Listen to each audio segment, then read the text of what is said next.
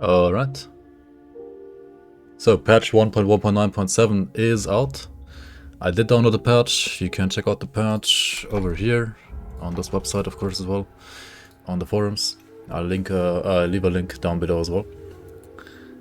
Yeah, so table of contents, Crucible Shadow RAM, modding, game optimization, class and skills. There are a couple of like balance changes here and there. I think, if I remember correctly, the most impactful are generally like Retaliation buffs and also buffs to some like weaker damage types, especially cold damage.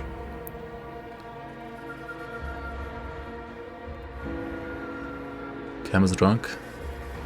Cam is slightly drunk as well, yeah, that is correct. Thanks. Okay, so changes to Crucible. Increased chest quality of waves 100 plus for successful runs at all difficulties. So this means that, like, yeah, running 150 to 170 on Ultimate, or Gladiator rather, is going to be more rewarding than before. Increased drop rate for double rare items on Gladiator difficulty as well. So this will basically mean as well that you get an easier time dropping triple rare Nemesis items, for example, or like triple rare greens in general. On Gladiator difficulty, yeah, so like on the highest one, it will be easier to get those items. Increased percent visitors on pets, from Blessing of Ulo, Celestial Blessing to 10%. Increased percent health for pets from the Empyrean Garden Guidance, Celestial Blessing to 140%. So basically, like, pets are stronger than the Crucible as well, I guess. Yeah. Yeah, pets have been buffed in the Crucible, and drop chances are basically better than before. Like, drops are better than before in the Crucible as well. Shadow RAM fixed an issue with Shadow RAM. Shadow Guardian's domain music tracking incorrect targets. Okay, yeah, that's just like bug fixing basically, nothing like really important. Modding increased the number of map labels to 150. This was actually basically by my demand. This will mean that we can like plaster the map in like mods like the Dawn Community Season with more map labels than before. Alright, game. Increase the drop rate of unique items from roguelike dungeon final bosses. You don't have to play Crucible, you can also play roguelike dungeons, right? You will have an easier time farming Alchemist rings, Shadow's Word Eater, the Nightbringer, and also the rings from the Magi's from Tomb of the Heretic as well. Alright, increased drop rate of Killion's Shattered Soul. Sure, whatever. I feel like ever since he didn't drop like partial components anymore, it was like already fine, to be honest. Human enemies with equipment no longer have baseline resistances to compensate for fluctuations in resistances from their gear. Okay. So yeah, before humanoids could have like insane resistances, right? Because of their baseline resistances and then like resistances from gear on top. Now they have those like baseline resistances stripped away from them, so they will be easier to kill. Reduce monster cold resistance by 6% and 3% on Ultimate and on Elite difficulty. This is the like, well, big cold damage buff that I was talking about. And then there's a smaller buff to like all fire damage builds, all lightning damage builds, all piercing damage builds, and all poison damage builds, like poison acid damage builds. Which on the other hand means that, well, physical is not getting a buff, vitality is not getting a buff, Aether and Chaos aren't getting buffs either. Which I think is overall fair, probably.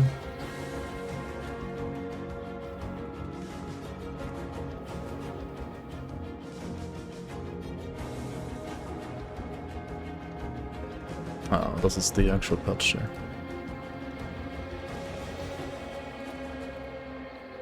Fix an issue where monster pathing could become blocked by certain monster skills. Fix an issue where converted retaliation damage would incorrectly scale with cunning and spirit. Okay.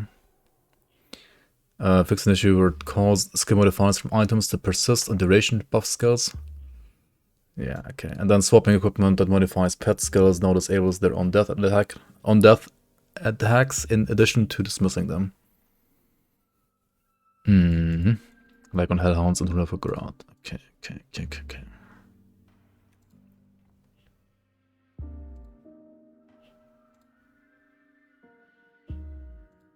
I mean, most of those are just like bug fixes, I would say.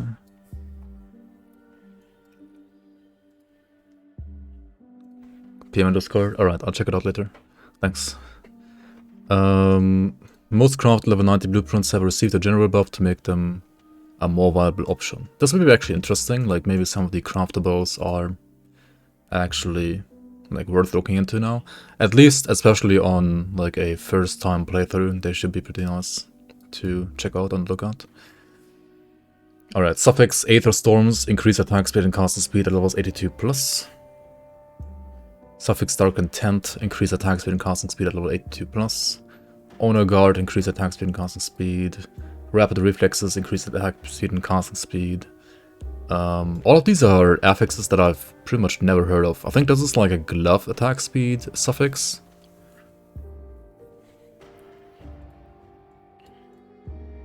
I mean, they've been underused, that's for sure.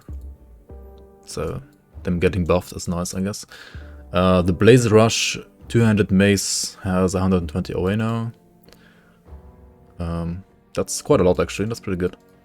The Desolator, increased fire damage and health, increased weapon damage modifier for bursting ground to 100%. Okay, nice. I mean, Fire Strike builds just need like great damage, because their survivability is kind of shit already anyway. And this one also got more health, so that's fine, I guess. Seal of the Night, reduce energy cost of the grounded skull. That is the Chill Sparks, I believe, right? Or is Seal of the Night the other one? I think Seal of the Night is Chill Spikes, right? I think so.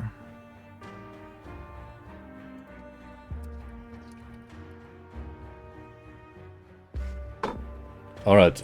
Monster frequent. Ascended Cowl. Added Aether damage for pets.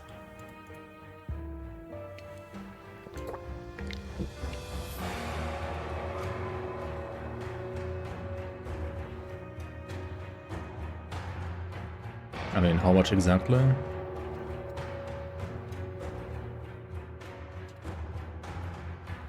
I guess we would have to wait for GranTurismo for that.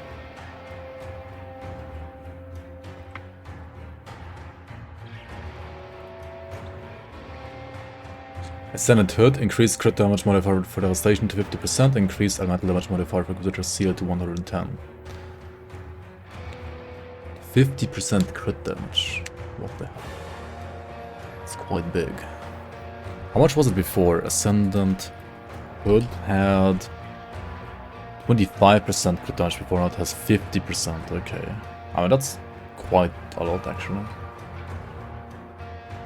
Ascendant Cask added 20 Aether damage to Spectral Binding. That's the like spellbind. Wait, Ascendant Cask?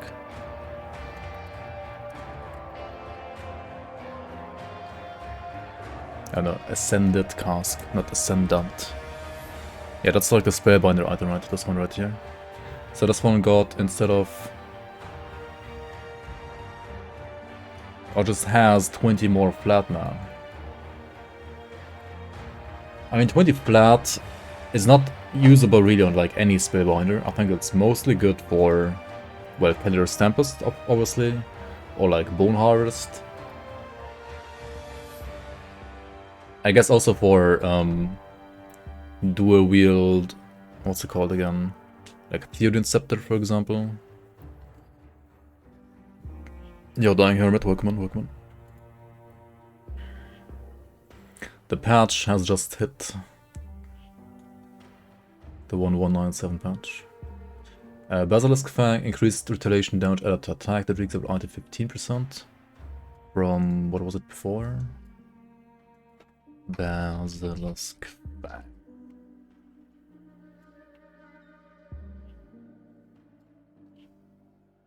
From 12%. I mean, this is a buff to like the Acid Crucible Eye Sentinel that I was playing, right? The Acid Retaliation Sentinel.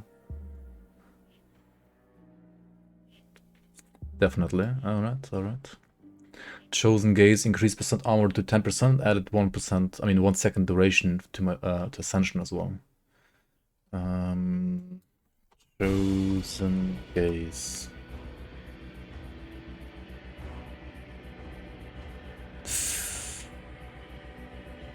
It's a Warlord buff. It's a Warlord buff. What the fuck? I mean... Wait, from... It had 5% armor, now it has 10% armor increase?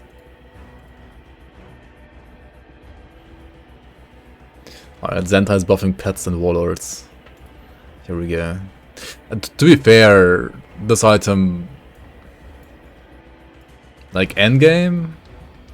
It's not really used that much, right?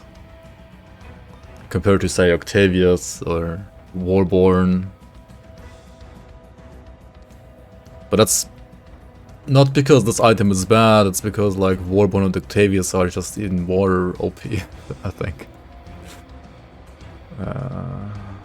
But if you play like custom Force Wave, I guess. Like a custom Force Wave Warlord, you really want to play this item now, maybe.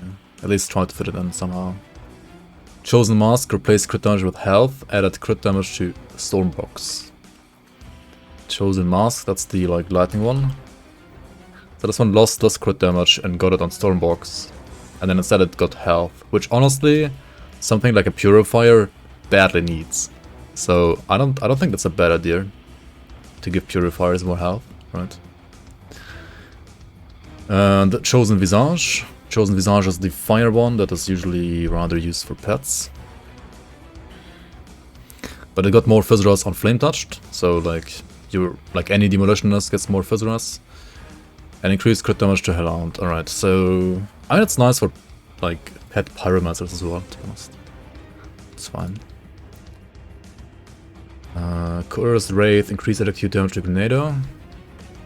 That's the like the yellow offhand, right? The lightning Grenado offhand. Is this like a good weapon? Like a good item overall?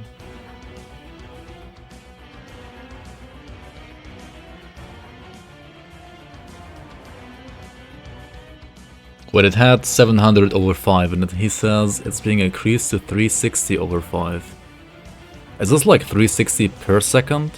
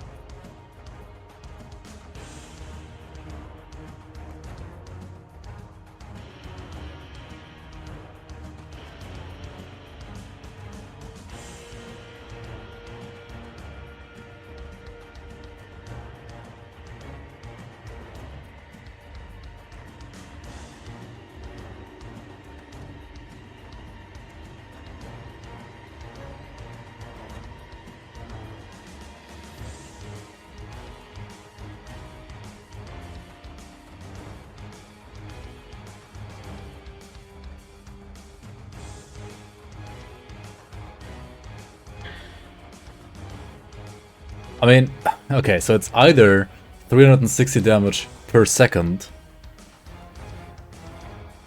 and that is actually insane. That's a lot of damage per second. Because if that's like times 5, then it's, you know, like 360 times 5 is what? Like 1800, so that it would have 1800 instead of 700, which is quite an insane buff, to be honest. Or it's just some kind of... I mean, that's probably like what it is. It has to be that insane buff, right? I mean, he said it's increased, so... this is decreased. Colossal Defender, increased percent retaliation damage added to attack to ages of minute to 12%. Colossal Defender... And before 10%. Okay, 2% more. This item's usually like...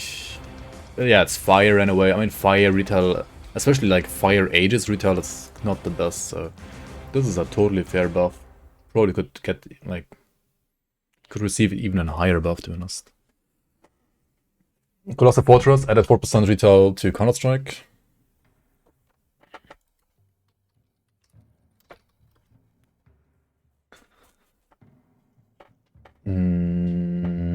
Okay. Why not? Death Whisper Hood, increased percent weapon damage. That's actually your buff, your build, yeah, kinda. I mean, on the league at least. Increased percent weapon damage modifier to bone harvest to 80%, added 8% visitors modifier for resilience. Why not?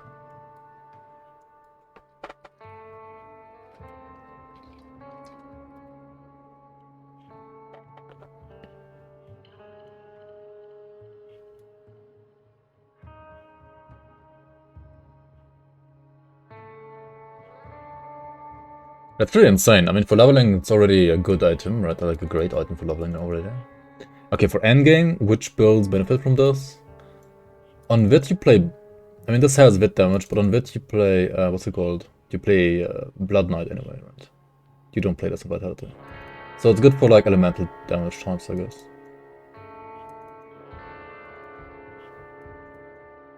Mostly. Which is cool.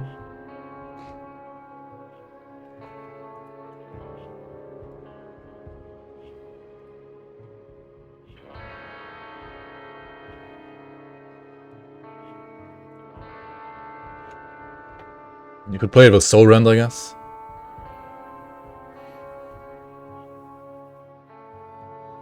Nah, you don't...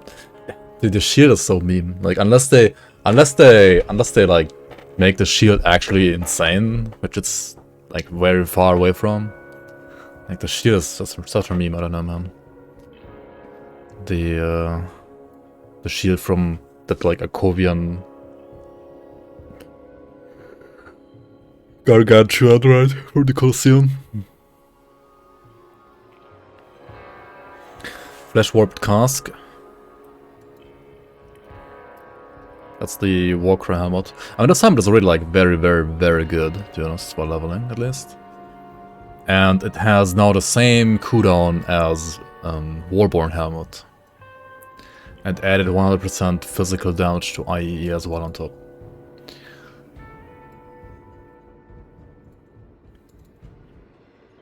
To be fair, Warborn, I think I looked at this actually like at some point already in the past, and I think Warborn is most of the time still better, of course.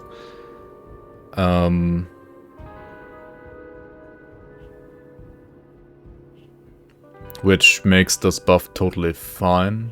Like, it's not gonna be like OP anyway, I think. I mean, Warborn got nerfed a bit, or like rather the helmet got nerfed, the overall set didn't. The helmet, like as a standalone, got nerfed a bit. I mean, I guess if you have like completely insane affixes on this, then it's probably better than Warborn, but otherwise... Warborn has like +1 Warlord as well, I mean +1 Soldier as well, so it's very hard to beat. Very, very, very hard to beat. Gargoyle's Gaze. Increased attack damage converted to health, ABB to 12%. 12% leech on ABB with Gargoyle's Gaze. I mean, that's insane for builds that make ABB spammable. I mean, it's also insane for, like, the acid 200 gun build with us, which doesn't necessarily have it spammable. Definitely a good buff. 8% already, it sucks anyway. I wouldn't say this sucks that much. Like, the flat damage you get to ABB on top on this item is already pretty great. But yeah, the buff is kind of minor, to be honest. Like, from 8 to 12 is not like that insane, and this stuff is, yeah. Launcher is good.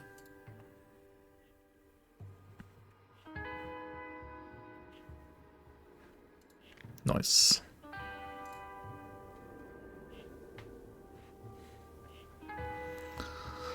Good job, Ground Zero. That was quick. Gargoyle's Visage. Increased bleed damage and wit decay for feral hunger. That's a meme, right? This item is a meme.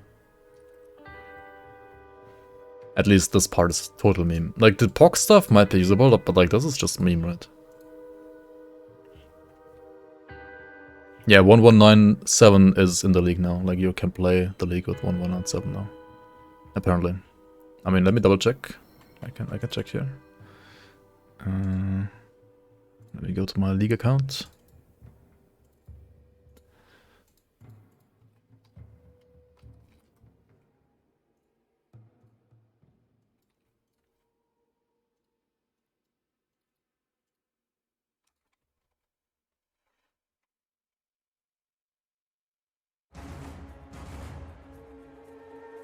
I just have to download the map again. I'm sorry for the server costs.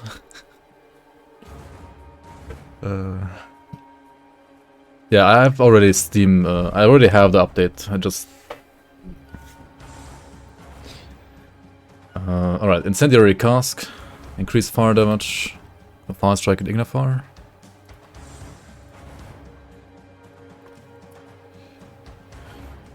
To 33 and 80. So 33 here and 80 here. Alright, and that's fair.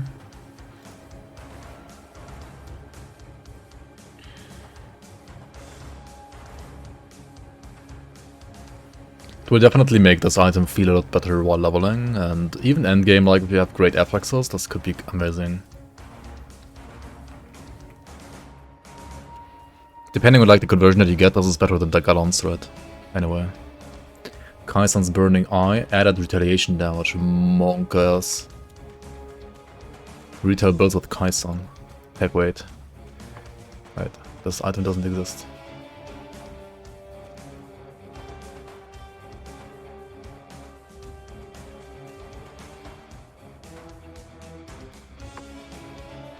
Oh, because of the different...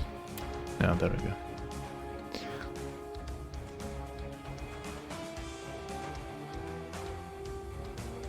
But you gotta play Avenger of Karen anyway because of the Shattering Smash modifier now. I mean, it depends like what kind of... I mean, if you're playing a Warlord or like a Oathkeeper, I guess you wanna play Shattering Smash maybe.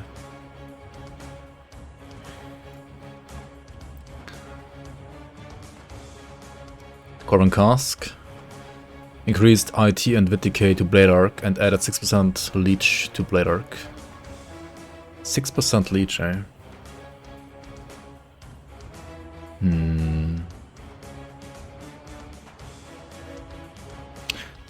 Here's the same, right? This sounds like 210 over 3 and you have 420 over 3 endgame. So this should be like 210 per second.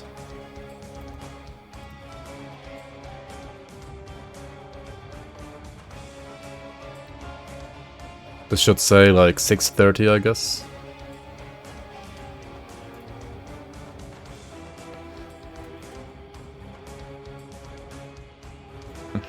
Another nerf.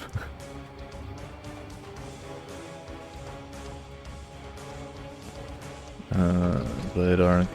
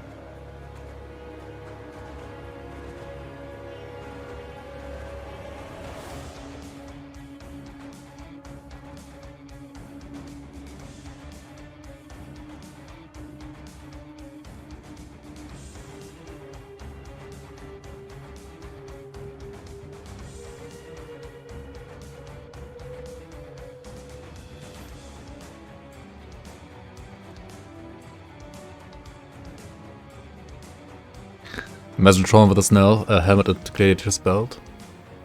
Casual 1200.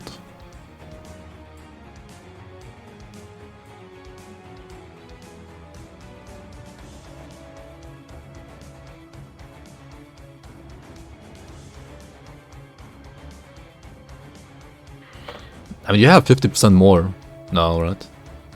From the item.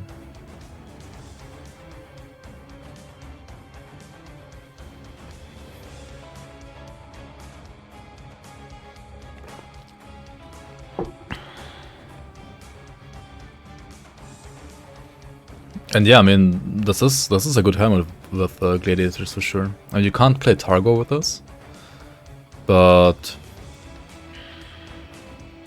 You could just like play a big like Eternal Trauma two-hander then instead. Yeah, they're like buffing the non-set options. They're making non-set builds good again. Illuminator logs in right now. What is a great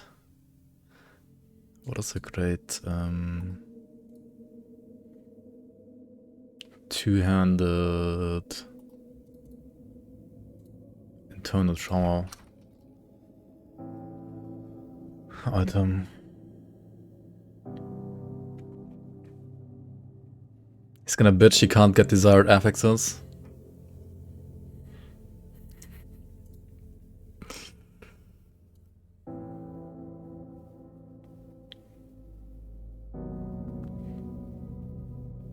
Okay, what do you play here? You play Avengers Crusher? Aware? Wait, is Avengers Crusher the best Eternal Trauma weapon? Or Golem Fist Gavel? Holy shit, what is this? Over 5? Yo, Golem Fist Gavel.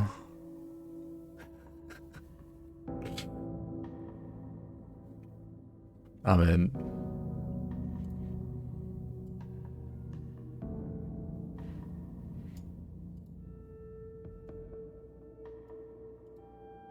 It's not gonna be a sword now. It has to be like maces usually, right? Like axe is usually bleed. Sword is like no dot anyway. That has to be mace.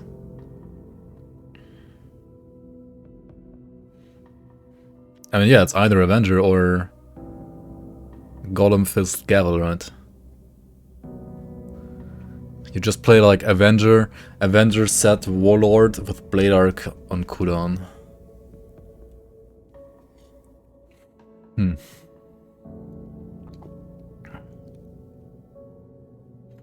To be honest, this is like a mini Avenger proc, right? This Earth Ward right here. You can't play Avenger with Gladiator build through... You don't really care about percent weapon damage? You don't?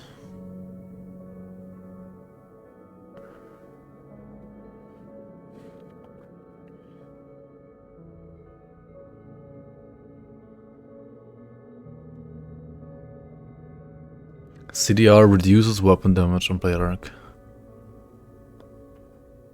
What?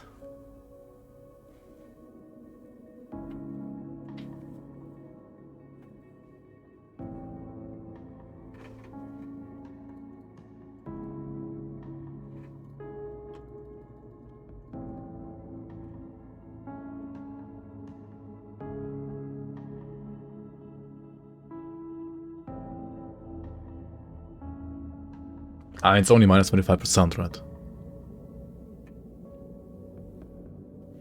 Like, you still play it, what do you mean? Actually... Wait, okay. So you have 165, right? Okay, let's assume you max it out, actually. Then you have 205. You have 205... minus 25 times... 2.75. So like effective 495 weapon damage. Okay, where are you gonna get more than 495? On cadence. Like 5% more.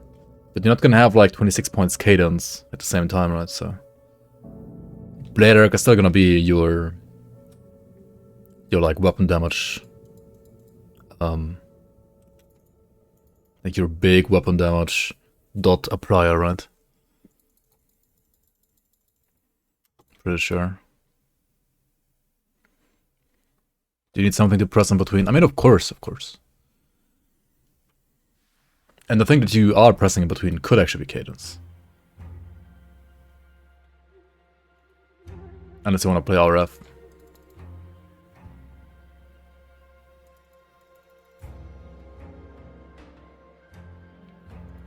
Wait, no, what does this thing do?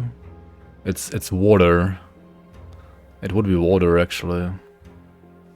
Maybe. Weapon swap Earth Splitter Gray Knight into play force wave.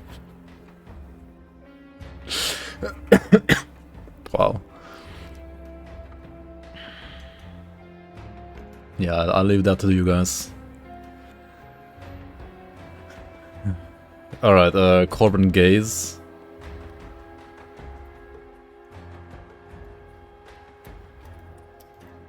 That's the acid one. Which gets 18 acid damage to RF. It's pretty strong for like a... I mean, that's generally pretty strong actually.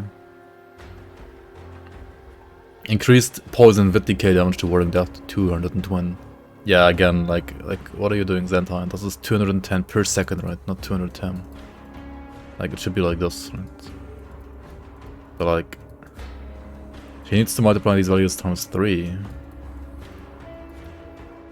Unless he wants to confuse people. Wait, did he always do them like this? I mean, this is just the wrong presentation, isn't it? I know, like, okay, I know where this is coming from, because, like, in the DBR files, you write 210, and then you write 3, because it's, like, 210 and then times 3, right? But in-game, and, like, in GranTurismo, it's basically shown as this number times 3, and then over 3 seconds. It's just not right? Like, presentation-wise, at least, it's not right, because it's different in-game.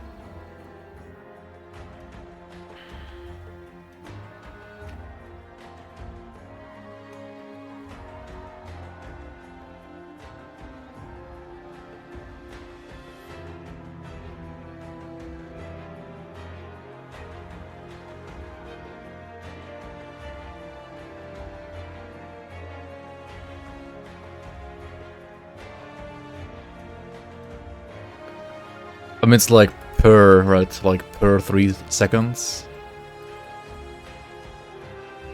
Like over 3 seconds. Yeah, like divided is... I mean, divided is still right if you had like 630 here. Because then it would be like 210 per second, which is correct.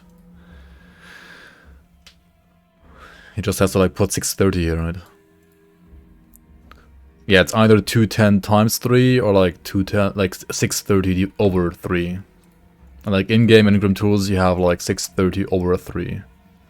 Displayed over 3.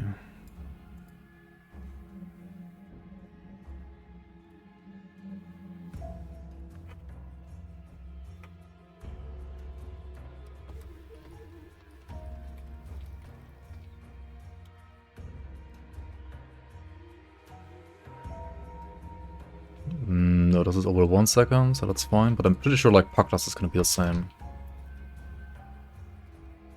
Pretty sure this is gonna be the same, right?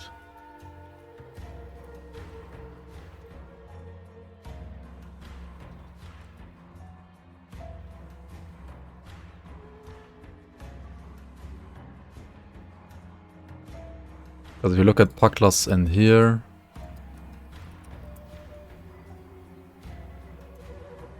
Which one is it? The other one, Visage. Yeah, it's 420 here and it's 210 here. Like, these are getting a 50% buff, not a 50% nerf, right?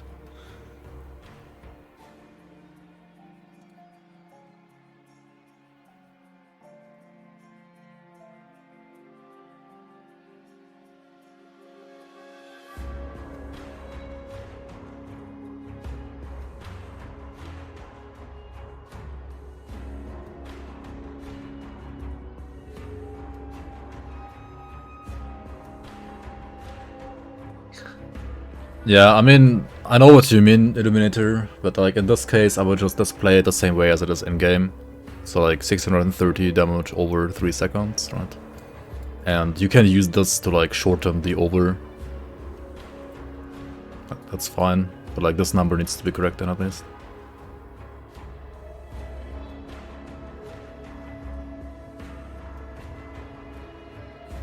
Alright, Corbin Helm. Added 6% leech to Witchfire. That's pretty insane, actually. So this is the Wit helmet. Wit Aether damage helmet. Wait, why does it have Aether damage? Wait, what? Never seen this actually has Aether damage.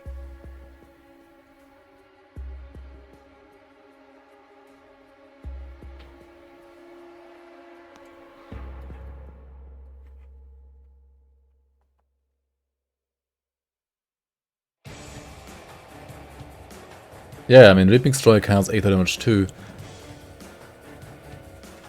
Aether occultist support. I mean, it's obviously there for like Anoxus's Claw and stuff like that, right? Anoxus's Claw, Nux and Shade Amulet, right?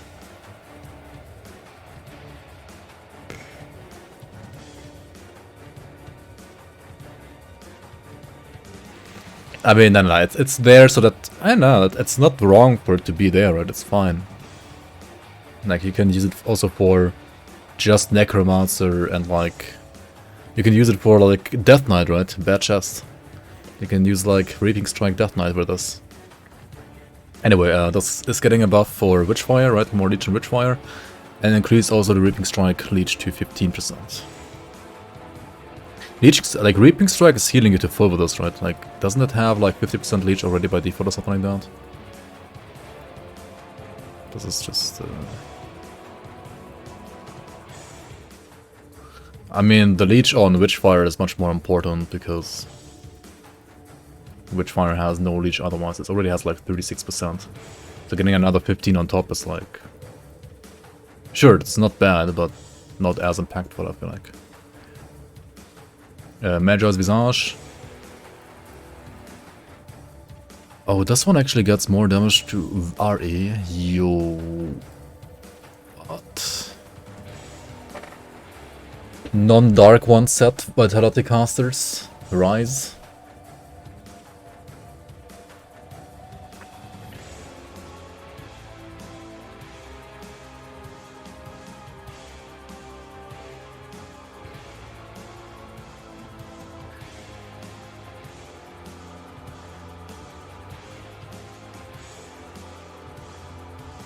Love the cam placement, can't see anything in Grunt Tools. Shit.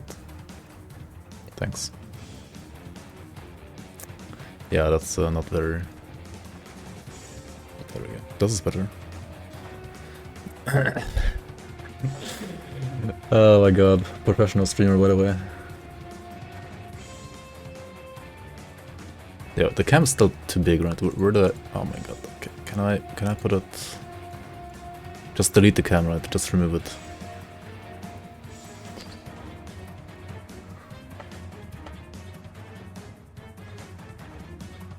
Guess we can put it here.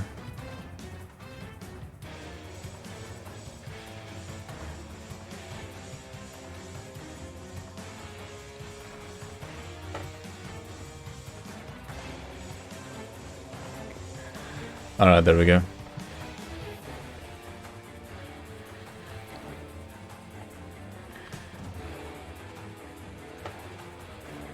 Oh yeah, so like Oppressor. I guess Oppressor, yeah, doesn't need Dark One set really.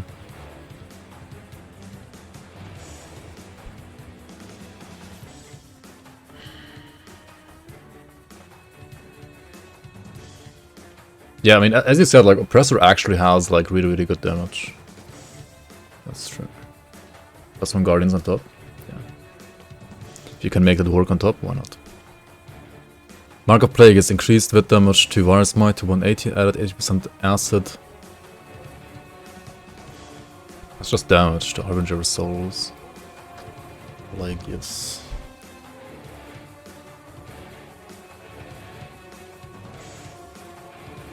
I mean, that makes sense.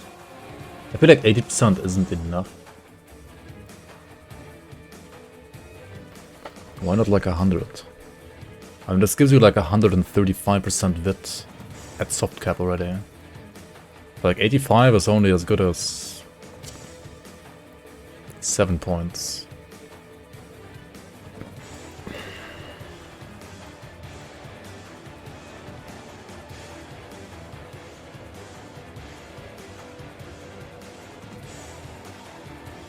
And this one gives you acid damage, but I mean it also gives you wit damage. I don't know, I feel like the numbers match.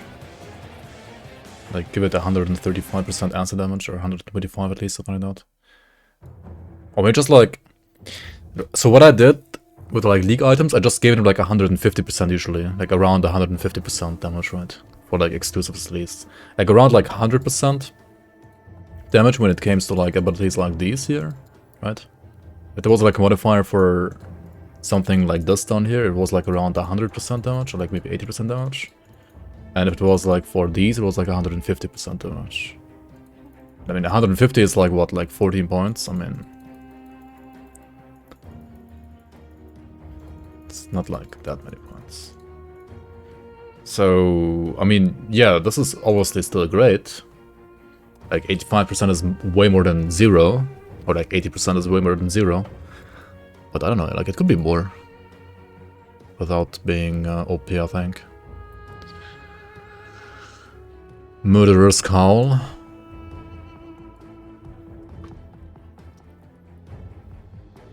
Increase bleed damage to Blade Trap.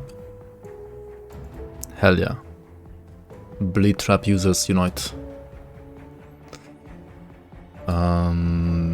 Nemedea's Horns increase Fizz to PB and Vindictive Flame to 6%. More Fizz for Saboteurs. Okay, from 5 to 6%. Huge buff. Huge buff. Packless Skins. Increased Leech to 5 and DA on Savagery to 80.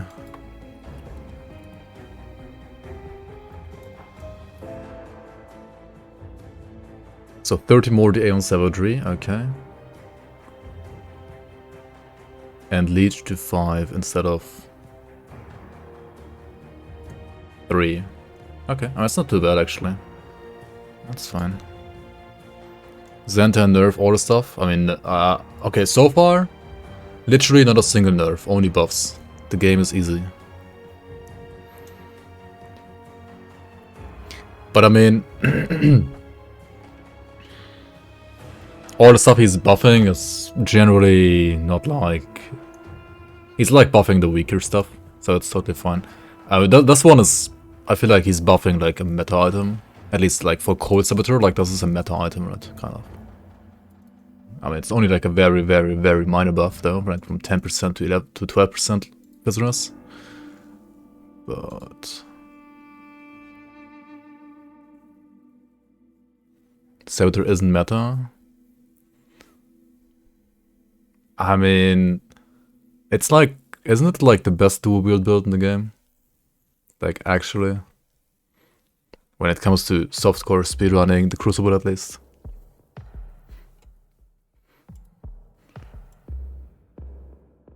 Pretty sure it's like actually really good. It's just nobody plays it on hardcore ladder. Cause why would you, right? Yeah, if Andu was here, he could clarify. But I'm pretty sure like this is actually like a really, really good item. Or no, really, really good build as well.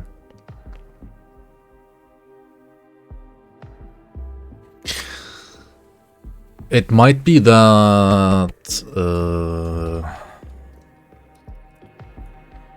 what's it called again? Ember Guard? What's the one set called again? No, Ember's Calling, right? It might be that... No, Ember's Calling is fire. It's not cold. Ember's Calling is fire.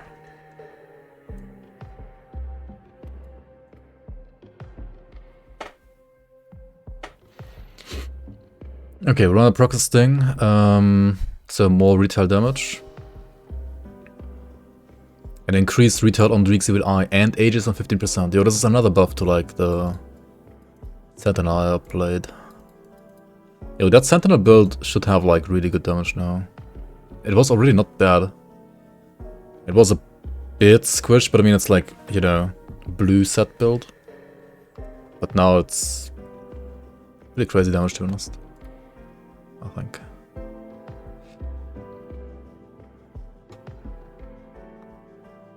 Spoiler? What spoiler?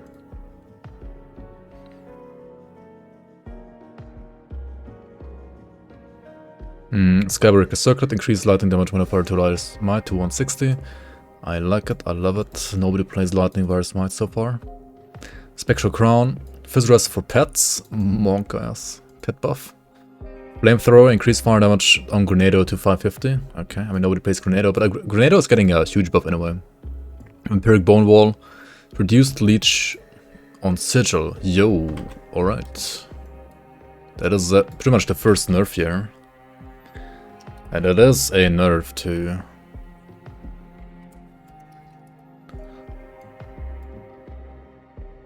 our beloved Vampiric Bone Wall for sigil builds.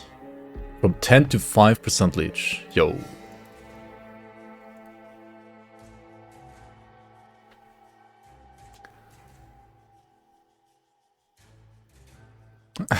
Kick weight, still best in slot. I mean, the insane part is this, right? Not this. This is absolutely insane. Like, you don't play this item for this, you play it for this. This is... I mean, it's not bad. And it will hurt the build a bit.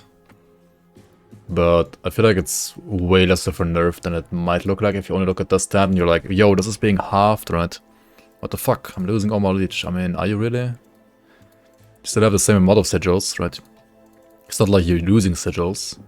And if you have this maxed out, it's like 33%, so you have 38 instead of 43, which is a 11.6% leech nerf.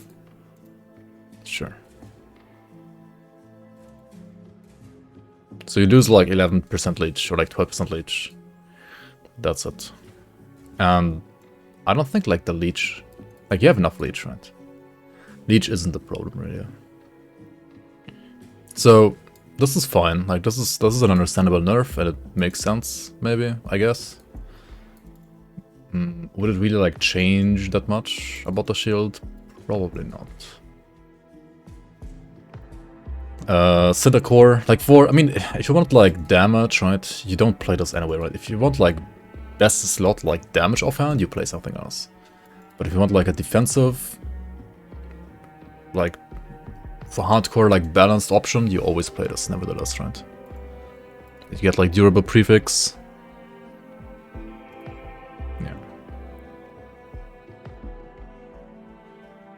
Alright, non-set legendaries. Cinder Core, increased burn damage for Grenado. 360 over 5. Is that like wrong again, Zentai? Come on. Of course it's wrong. It's 1800, right? It's 1800.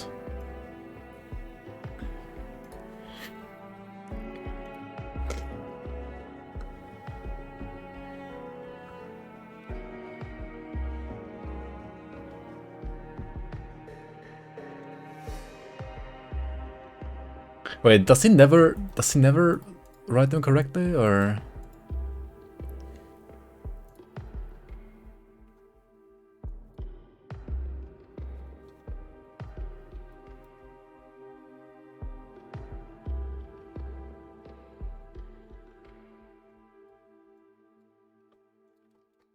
Does he just never write them correctly?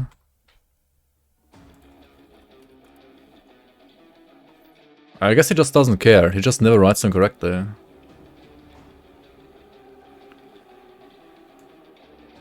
Yeah, I guess I won't even post this then. Like, why is he not? I mean, he's just like just put it like 80 times 2 seconds then at least. Yeah, he only copy pastes from the yeah. I mean, it's understandable, but at least like. I'm not gonna bother then. Why am I even bothering? Alright, so this is 1800 damage over 5 seconds. 360 per second times 5 seconds. With more radius now on top. I mean, the radius is gonna be very nice, I think. Cognate of Arcane Whispers added 100% lighting to code. On code variant for Aether Ray. Alright. Easier to convert to code Aether Ray. I mean, is anybody gonna play code Aether Ray because of this? I mean, more people than before, maybe, yeah, sure. It's easier to build down, but is it like gonna be super strong? Destructive Whispers, so the Demolitionist Conduit, increased Wit damage and Aether damage modifiers for Wit and Aether variants of Grenado to 600. Those had how much before?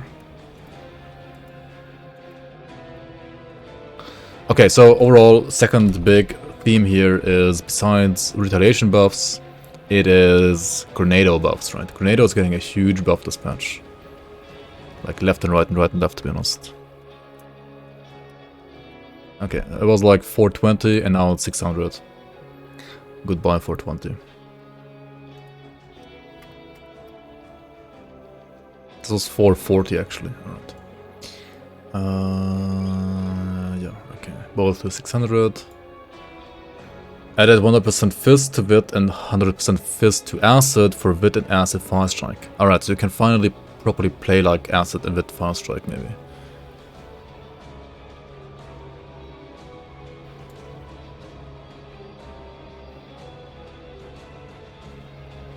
How the fuck do you reach the Code Aether Ray Devastation with Coned Rolled Wrathers offhand?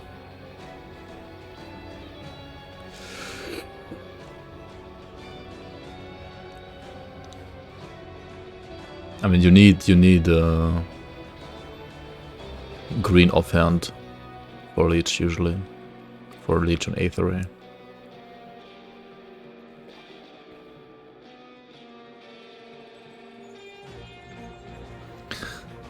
Oathkeeper Conduit, increased retail penalty, so like it's a nerf to Aegis, right? Pierce Aegis retail is getting a huge nerf here. Or maybe not that huge. How big was the number before? Divine Whispers, right? Where is it? There it is. Divine Whispers, Aegis. No, we're not looking for Wit Aegis, we're looking for Pierce Aegis. Elemental Aegis, what the fuck is this? This one right here, it had 35%, now it's 42%. Do keep in mind that this is a multiplicative modifier, so it will basically literally lose 7% of all of its damage on Aegis of Men here. Increased elemental damage for elemental variant to 360, replace crit damage with 0.4 cooldown. Oh, that's pretty cool actually. Elemental conduit. With more damage, no crit, but cooldown now. And that's pretty nice. I would have to like check out what else you need to like play with this build to see like if the cooldown actually gets properly low or not. Like to be like a good build or not. Increased Aether and Chaos damage modifier to our Reckoning to 150. Updated the conversions to Elemental Deltas Aether / Chaos respectively. Alright. So buff to like Aether and Chaos Our Reckoning. Sure. Gildor's Pulverizer added 18% casting speed, increased health to 1080. Reduced attack speed, increased pierce damage to Blade Spirit and Grenado. Alright, Gildor's Pulverizer. I mean, nobody like played this for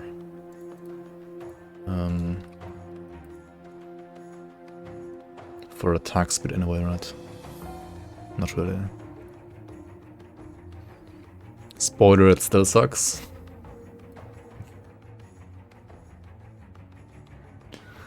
So 220 on Blade Spirits and 550 on Grenado. You know what's weird about this item? It's a freaking two-handed weapon, right? But it has no weapon damage to Grenado. Why not? Like, you're already getting punished for playing a two-hander, right? You can't use an offhand. But then you also don't get any weapon damage to Grenado. Question mark? Good, you're back. Took notes. Yo, Art Crusader, welcome back to the Bloomers. How are you doing, man? Thank you so much for resub. 15 months already, wait, what? It's crazy. Yo, Capital, welcome on as well. So this item now has attack speed, CDR, and casting speed. It has like everything. Except weapon damage to Grenado. Like what I would do here is I would give it like weapon damage, and then you can like just remove the fist of pierce, right? Because I mean, if you have weapon damage and the weapon has 100% armor piercing, then you convert like fist to pierce anyway. Like just give it like, I don't know, 20% weapon damage or something. Like fuck this buff here, like just like leave it as it is and like give it some weapon damage at least.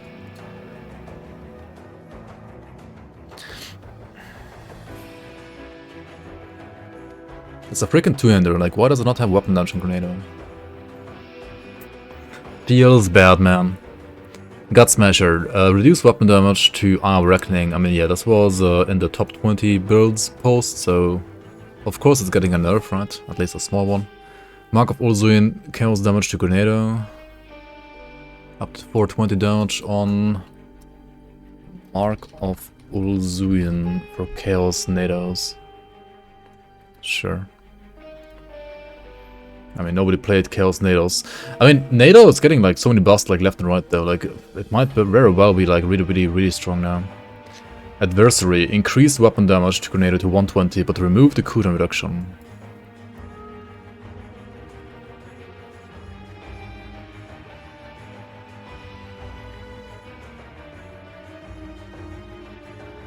That's a nerf, isn't it?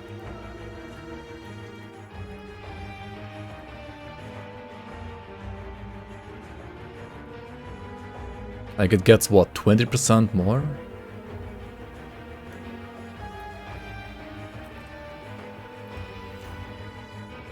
Huh? It gets 20% more but like loses all of this?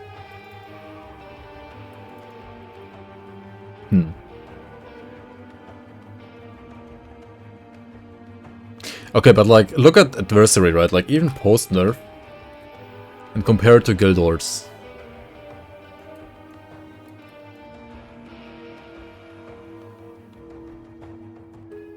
I mean, you get conversion on Adversary from like another item. Like 450, like 550 piercing damage.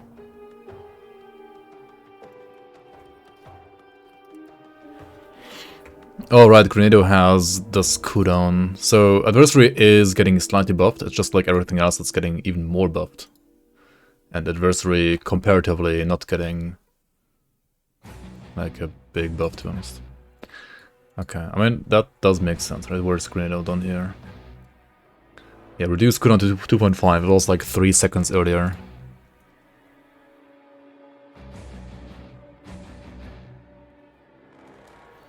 Honestly, Cindercore might be freaking insane now then.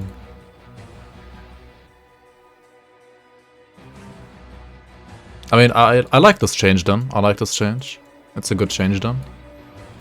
I still don't understand why Gilder doesn't have any weapon damage. Like, I don't know. I think this one should have weapon damage in Grenado. Aether Reach added Vit damage and added 24 Vit damage to Aether Ray. It's like a buff for Aether Vitality Hybrid with Clairvoyant set. That's fine. Understandable. Avatar of Order added total speed.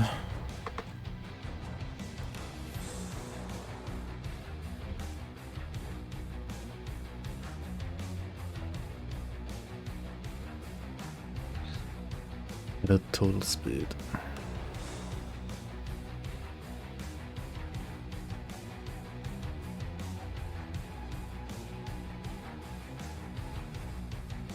To be honest, that's pretty nice. Like oppressors, especially like retaliation oppressors are really slow. So that's nice.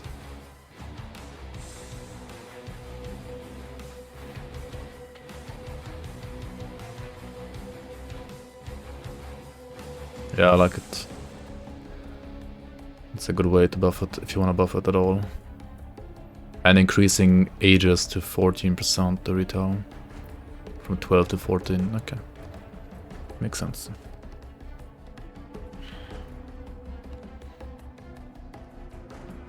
But here, Avenger of Cairn, right?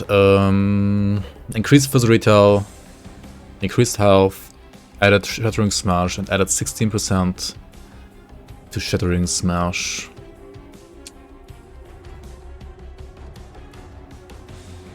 This item was already good as a standalone. Like as a generic weapon. I mean generic item rather. And it's still as good slash bad as a generic item. It's just more, like even stronger for a specific build now. For a Shattering Smash. Retaliation Warlord, I assume.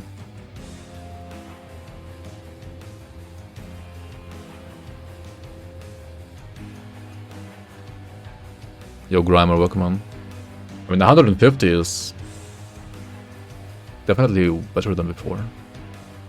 Like, the game was already, I think it's like 95 or something like that, like at the limit almost. So 100 was like nothing before. You could like add like 3 more labels and that's it. Or 5 more.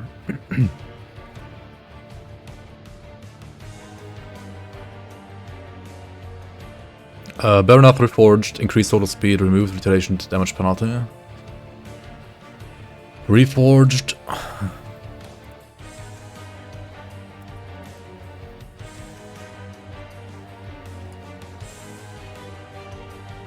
Reforged retail builds are back. Or are they not? That's the question. Like retail cocktail maybe with us?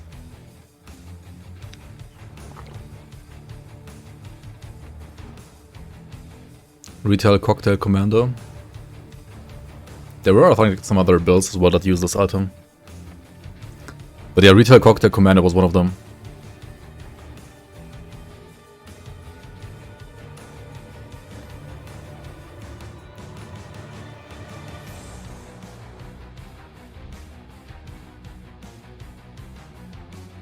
Oh, FX modifier options? Yeah. I don't even know if they like... I feel like if they knew how to change that, they would have already done it. Like, for their own modifiers, right? I'm pretty sure... I mean, maybe they know how to do it, but it's probably a lot of work. Like, it was too much work.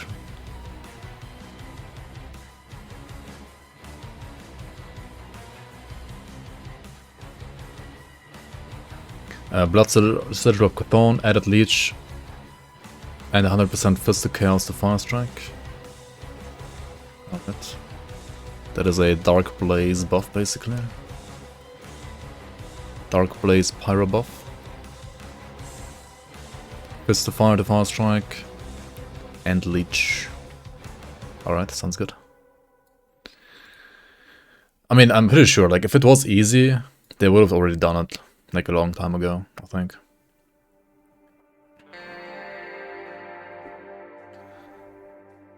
Bloodsong.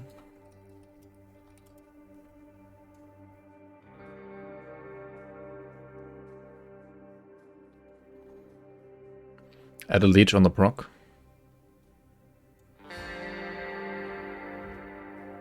Wait. Mythical Bloodsong. Added 10% converted to health and increased damage on the skill proc.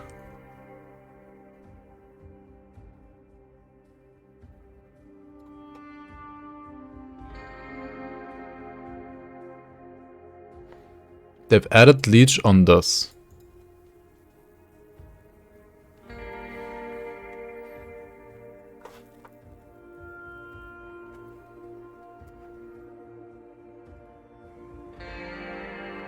Do I have an item like that?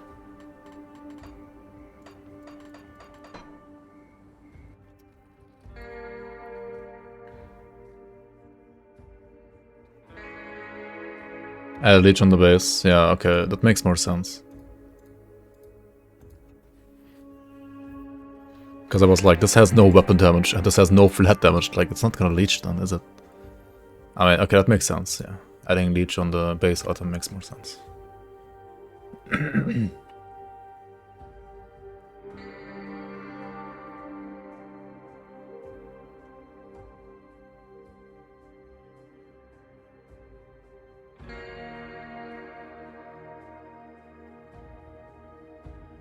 Has a Blind Fiend buff. Okay.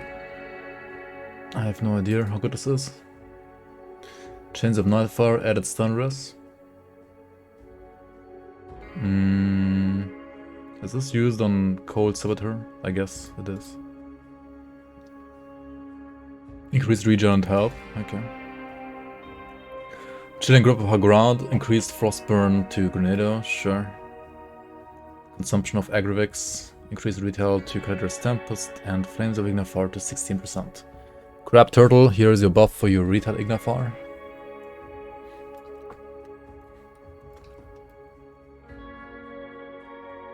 From 14 to 16.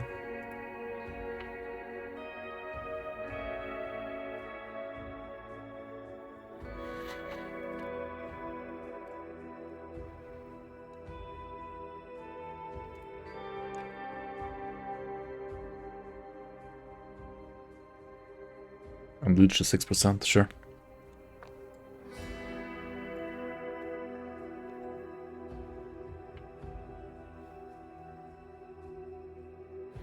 Crash and Moon, increase weapon damage to Grenado to 8%. Hell yeah, Cold Grenado. Dread Chill Mark rather, added acid damage. Dread Chill, okay. Added acid damage on this item. Oh, for like acid Bone Harvest. Or like acid Necrotic Edge builds. There's a sword that has like acid Necrotic Edge on it, right? I mean, it's okay. It's cool, right? It makes sense, but it's not like a game-changing buff. Essence of the Grim Dawn, increased Legion, 8th Array, and Ignifier to 5%. That's mostly a buff for physical, Aether, and Chaos, I assume. 8th Array, that is. Fiend Master, increased health. Okay. Some pet item, I think. Final Stop, increased health, all retaliation damage, replace +3 Oak Skin with +1 Shaman. Okay. Shield, Retail Shaman. Increased Retail to Smite.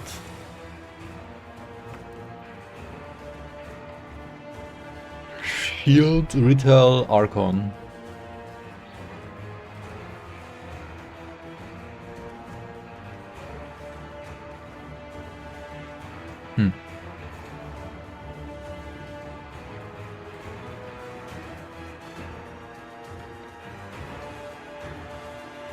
Increased retail to attack on the granted skill? Yeah, but like by how much? What do you mean? Just increased it. Okay, sure. Corners of Ignifier.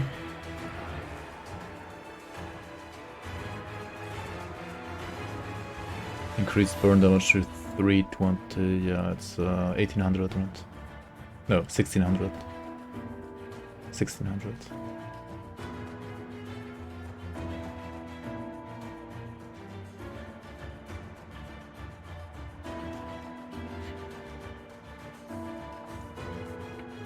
Replace modifiers of Fighting Spirit with modifiers for Markovian's advantage and chilling rounds.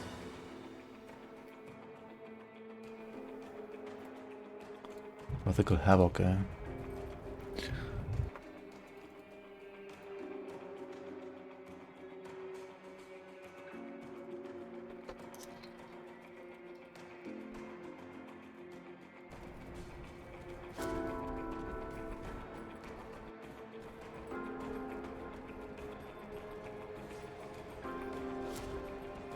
AOR buff, not the 20th consecutive nerf. I mean, it's kind of over nerfed anyway, right? What does it have now? Just fist damage and chilling rounds.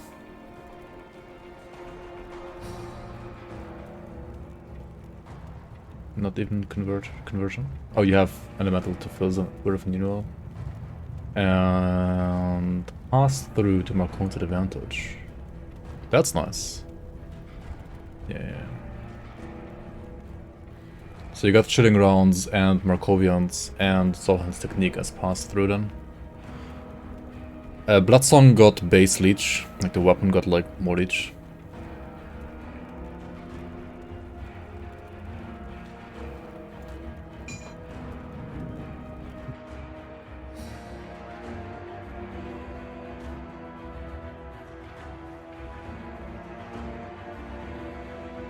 Hellborn reduced radius modifier for Grenado to +2. Oh, because the base got like such big radius. What is this weapon again? This weapon is a retail Grenado, right? 2.5 down to 2. I mean, okay. This is basically like unchanged then. I mean, is this a great build though with this item? I don't know. I feel like they could have like buffed the retail maybe a bit. Or gave it like CDR. And it's getting... All of these builds are getting buffs for the CDR, right? On the base Grenado. So maybe it's fine. Inashkur's head, reduced fist damage on 8th array. What did we say about A3 and not having a nerf? Not getting a nerf? There's a nerf. At least for physical. Infernal Brimstone added leech for Vindictive Flame and increased % all retaliation damage modifier to 260. Is this item finally maybe getting like another identity apart from like Maligan's Our Reckoning weapon?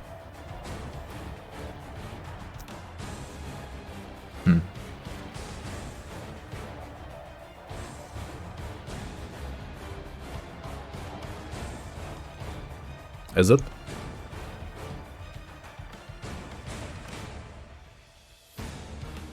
GranTurismo patch isn't live yet? Yeah. Can't play GranTurismo. Mark of Bloody Ends. What is this even? Pet buff? Increased bleed damage modifier for Blind Fiend and Briarthorn. Oh wait, what? Bleed pet build buff? Bleed buff to Briarthorns?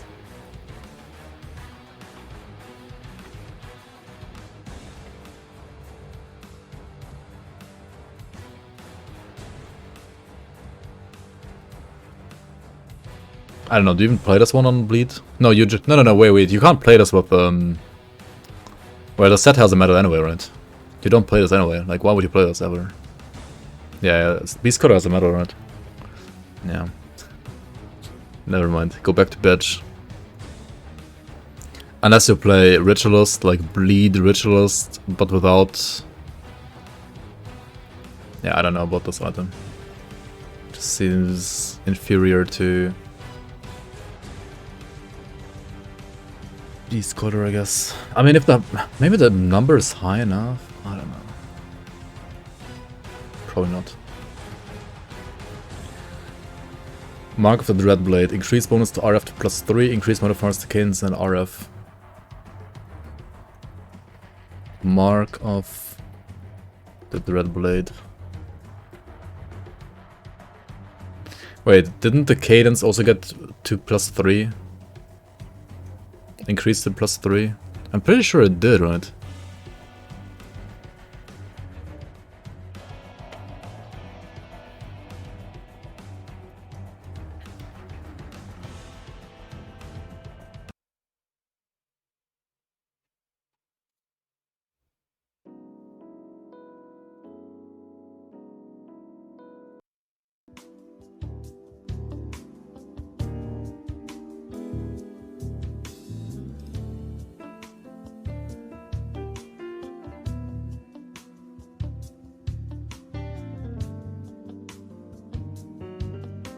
Moon over the castle is so good, but like it's DMCA, like 1000%.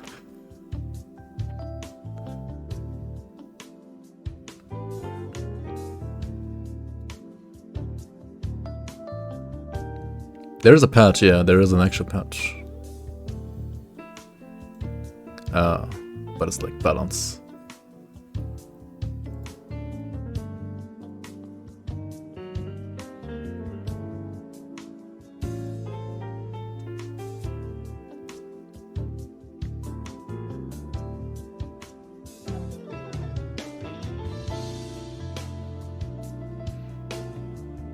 Okay, this is definitely getting +3 cadence though, right?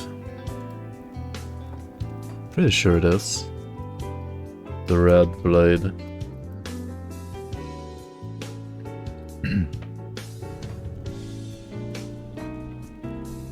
Yeah, it has +3 cadence, right? +3 cadence and +3 RF.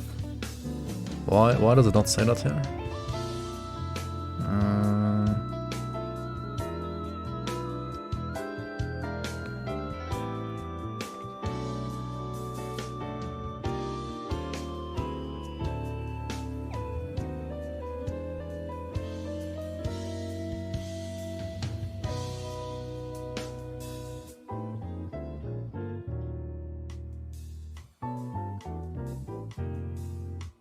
It's my OnlyFans background music? Yep. This is only for fans. That's right here. Some sexy patch notes reading stream. Markovian's stratagem added 60% retail to Markovian's disadvantage.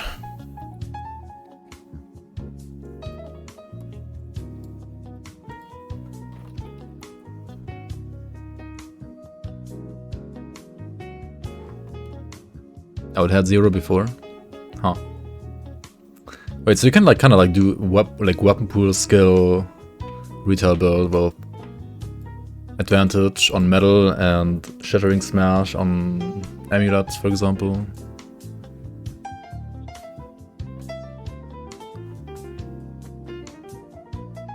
Necrolord's Gaze, more DA, I mean, it's optional anyway, right?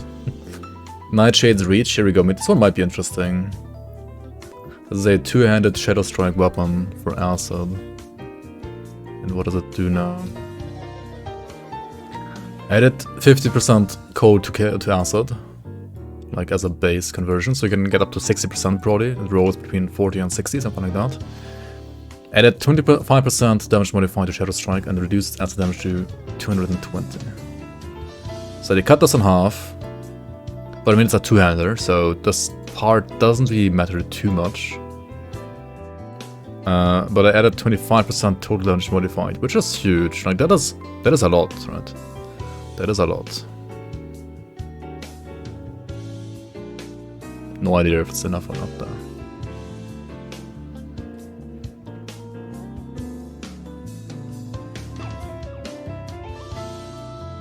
Nosferatus, it's some pet item, more health pets. Okay, I guess they're even tankier. Pagar's Betrayal. Oh, that's the other Ignafor retail item, which got another buff here. From 9 to 14. Yo, wait, what? That's 5% more, and it got 2% more in the offense. That's like 7% more retail. Huh.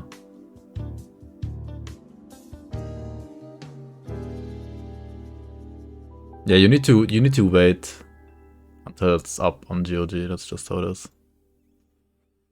I don't know how long it's gonna take. Usually maybe like a day or two.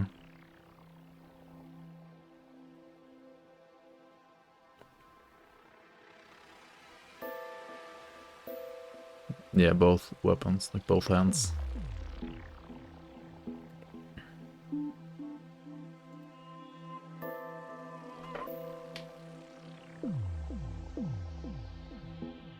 Yeah, I mean, Shadow Strike is better for dual wielding anyway, generally, compared to like two-handed.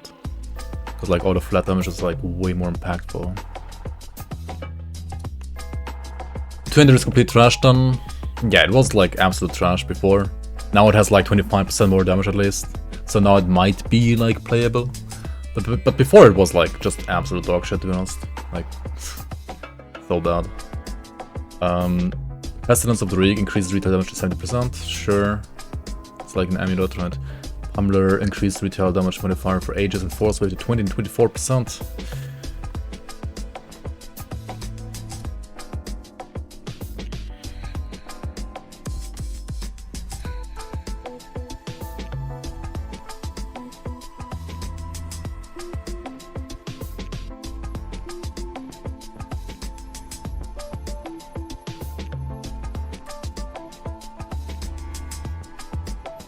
What do I mean mythical pummeler? There is no non-mythical pummeler, it's just the pummeler.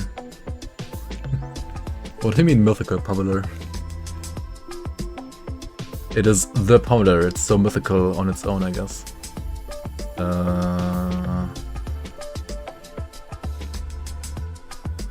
Aegis to 20% and Force with 24%. Hell yeah, I heckin' love playing Warlords, dude. Rune Armor of Ignafar added Poison Rest on the updated skill proc.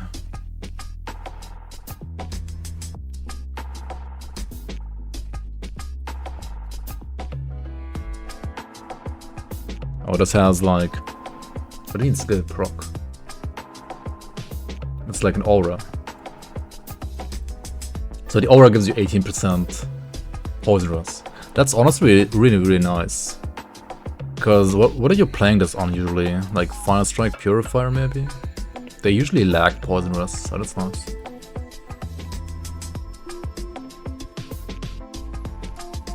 Just flame the fuck out of Xanta in your comments and then tell him to like and subscribe to your channel.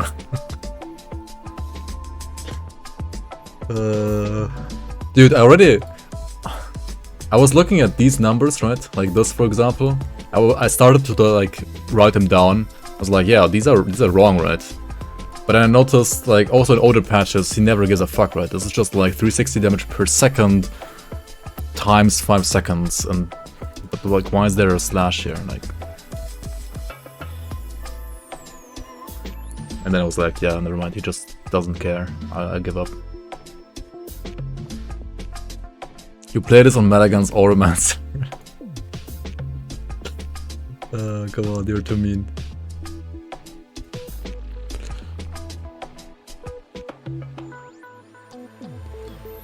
Ruined Brand, the leg wraps, added 380 health, sure. Sign of Burning Vengeance, increased retail to Aegis and Grenado 20 and 30%. That's the pistol, right? The lightning pistol.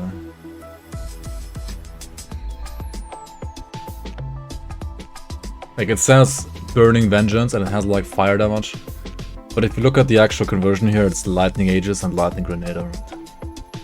So it's a buff to like Lightning, Grenado, and Aegis. And do you play Shieldbreaker though? Do you actually play Shieldbreaker? You rather play something like Archon, right? I mean, maybe you play Shieldbreaker, but probably not.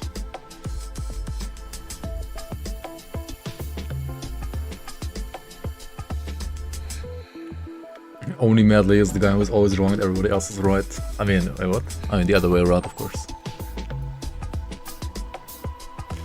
Noxious Wounds is basically the same thing, but like a sword and for acid, but it's the same theme, like acid Aegis, like retail Aegis rather. And that one has... it's retail Necrotic Edge, never mind, that's a cringe. Necrotic Edge has like 28% retaliation damage added to attack now, Pog.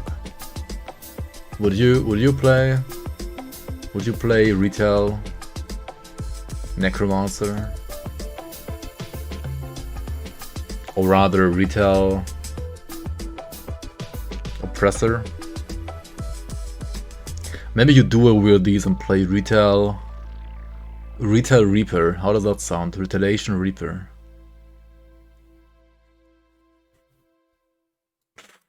Oh my god, that sounds horrible.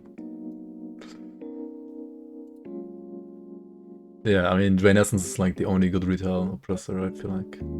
Or like retail Necromancer in general. Siegebreaker. Oh, nerf. One Warlord nerf in here, eh? Sky Breach Bulwark. Increased retail to Aegis to 20%. That's like Lightning Aegis, right? Like retail Lightning Aegis buff. Spell Drinker. Increased DA to 70. Spirit Seeker Cord, increased health to 660. Turian's Repriser, this is the cocktail one.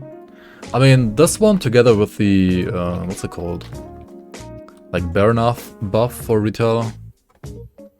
Maybe we should like revisit that like cocktail commando from like 10 years ago.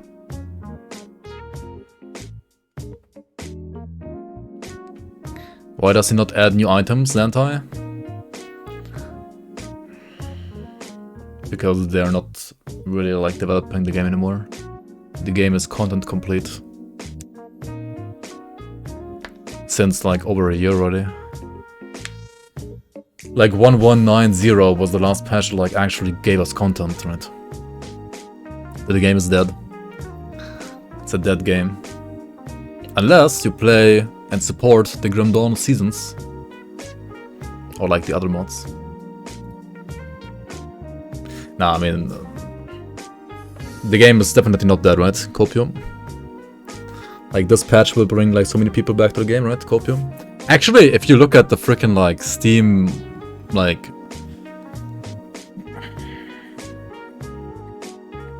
Steam activity, right?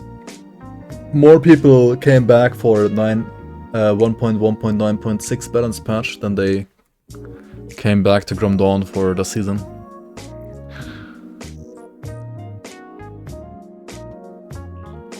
the amount of effort for the seasons is kind of frustrating, to be honest.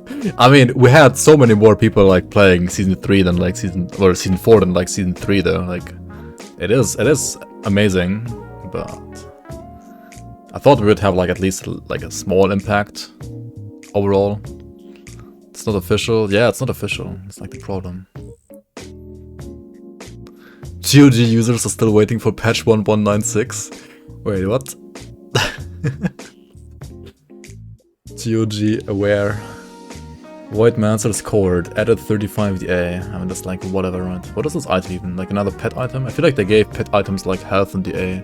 Because pet builds need more defense, right? They're so squishy and so vulnerable. Oh no. Yeah, of course it's a pet item. Oculus Visage. Increased retaliation down to attack to sigil. Yo, that's actually like... I think a strong item already. It's not bad at all. I mean, it might lack damage a bit, so like this is more damage. But also more damage means more leech on sigil, so it's not bad. That's a safe item. To like Crucible bosses, for example.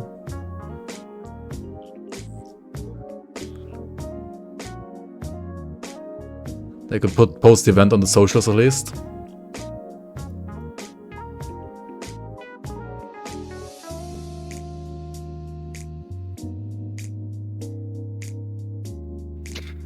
Maybe we should like, you know, make it Insta, a Facebook, a freaking like, I don't know,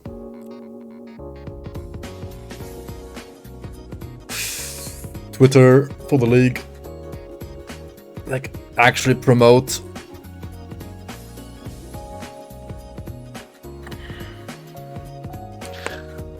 Make a Grim Dawn League Bumble account. I mean, what? Or Grinder account, maybe is like more successful.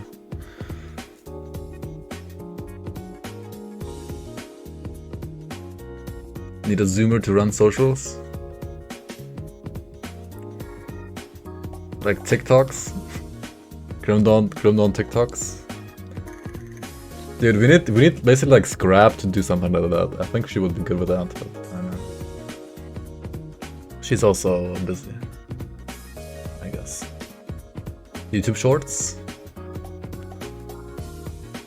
Yeah. Do like 30-second local kills on Shorts. Latest Discord drama YouTube Shorts. I mean, if you put it well together and like some funky music and stuff like that, it would actually work.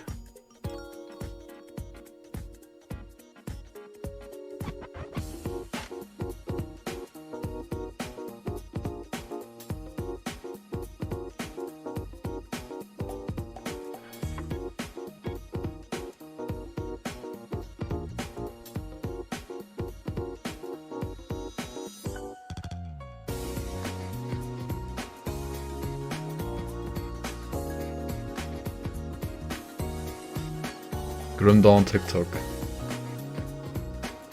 Poison Cadence Blade Master TikTok. I mean, it's actually Grim Dawn TikToks. Alright, what is this?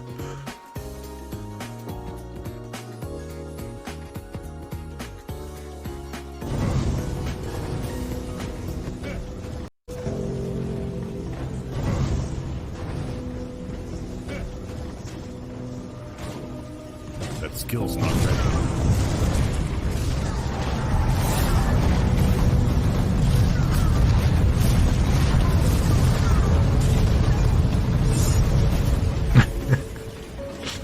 I mean, this is just screen shake TikTok.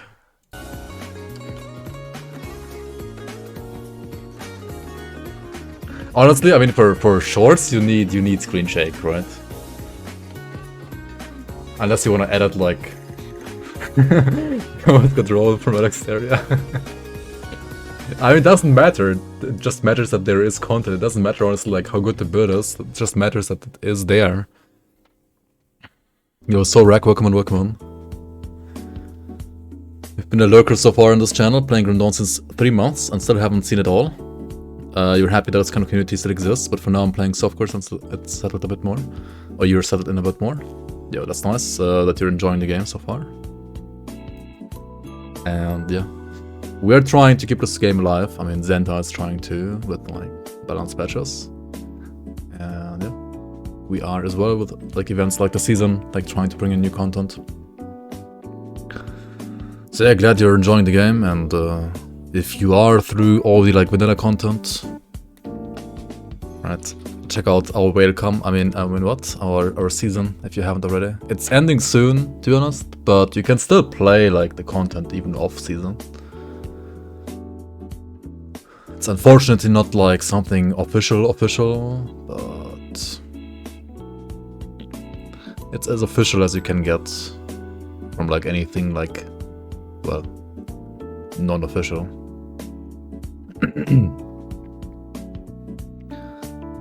Anyway, where are we here? Phase Breaker.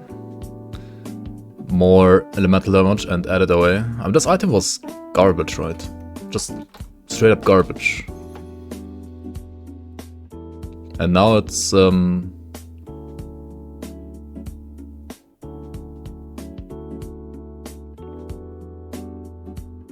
still garbage.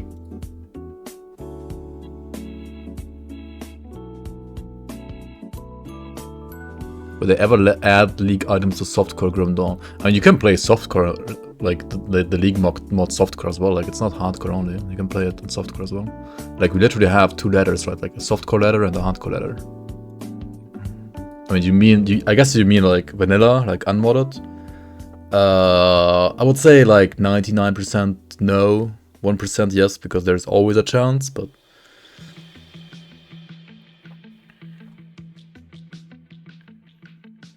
like, never say no, you never know, but I would say the chances are very slim.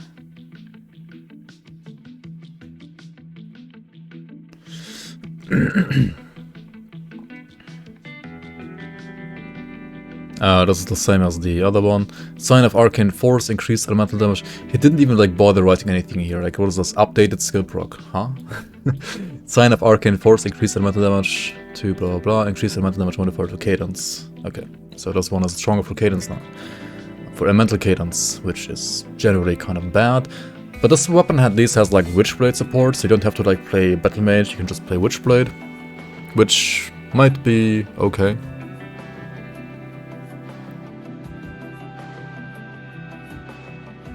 Yeah, definitely Sorek. I mean, there are plenty of mods for Grim Dawn in general that you can enjoy, but I would say our season is the best, right? Obama medal. Nah, I mean, our season is like the... We're trying to keep the core Grim Dawn like experience as like vanilla as possible, while still like adding more stuff. It's kind of like as if you add like an expansion, like an unofficial expansion to Grenado on top. Stormheart, increased targets for Fire Strike and Cadence to +2, added 100% Fizz to Lightning for Fire Strike. Sure, I mean, that's actually pretty nice. Lightning, Fire Strike, Stormheart. Maybe I will play it in the next 5 years, not sure. But yeah, it's a sensible buff that definitely makes sense, and it's needed. Void Spire replaced bonuses to Deadly Aim and its modifiers with +3, or with Conviction and modifiers for that. That's actually something that I would like to check out in-game, because he doesn't he doesn't actually tell us anything here. If I even have an item like that. I don't have a Void Spire in the league. Okay, let me actually check it out in my main account then.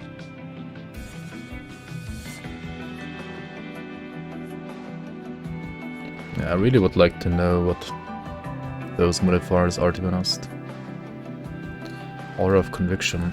Wait, but Aura of Conviction means you can't play Possession then at the same time. So it's not an item for Chaos Deceiver, it's like an item for Chaos Purifier, for example, I guess. Interesting.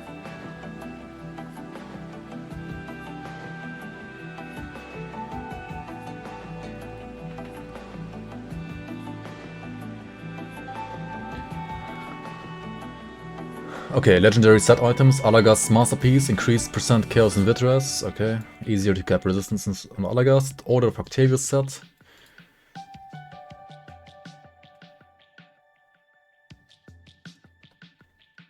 Why are you guys buffing this set? I mean, the kind of store part makes kind of sense, maybe, but like, why are you buffing Force Wave on Octavius? Okay, this is on the full set though, right? This is not. This has nothing to do with Grey Knight and Earth Splitter, at least. Avengers Crusher getting a nerf for AoE when it comes to the Archon. Alright. Barrowsmith Destroyer set reduced cooldown reduction modifier for Grenado to 0.4 from, what was it before? Barrowsmith.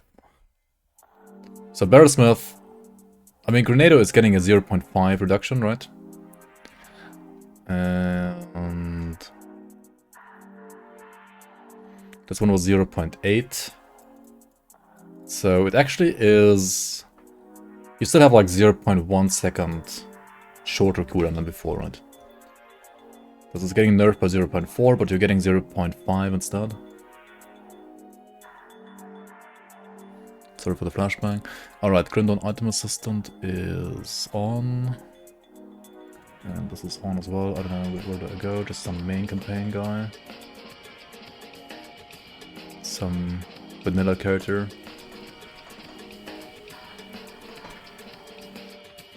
And we go for, what is it called? The Void Spire.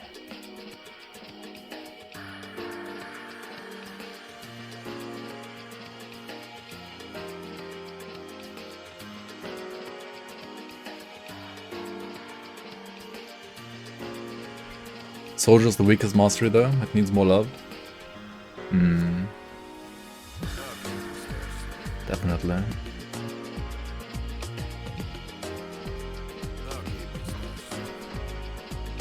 Okay, so Void Spire now has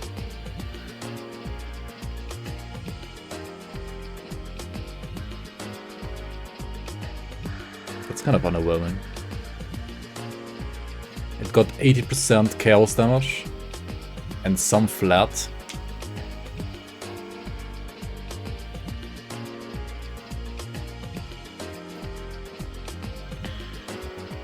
Huh? Wait, that's it? Okay, the flat is actually good, right? The flat is good.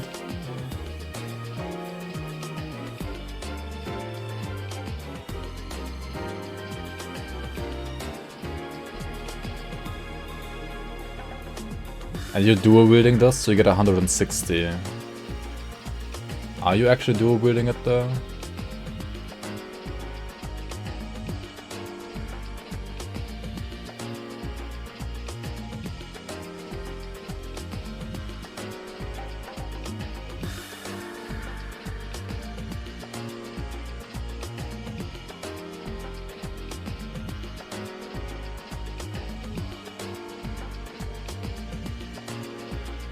So Chaos Infiltrator or Chaos Pyromancer, eh?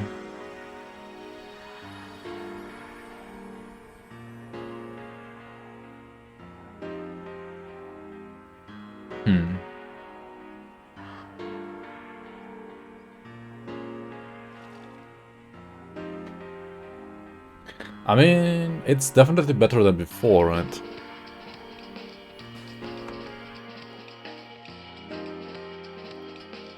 It's actually better than before.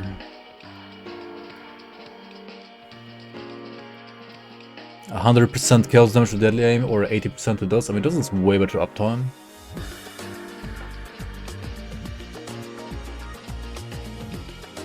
This is actually a fair number because you can like dual wield. But do you want to dual wield it? If you're playing a Nightblade, you wanna play Bang of Chthon, right? Or maybe not.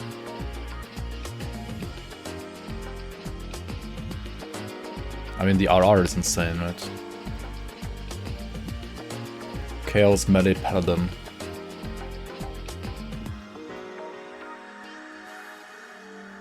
With Chaos RF. Do you play Chaos Savagery? Because Chaos Savagery is the best Chaos. Copium.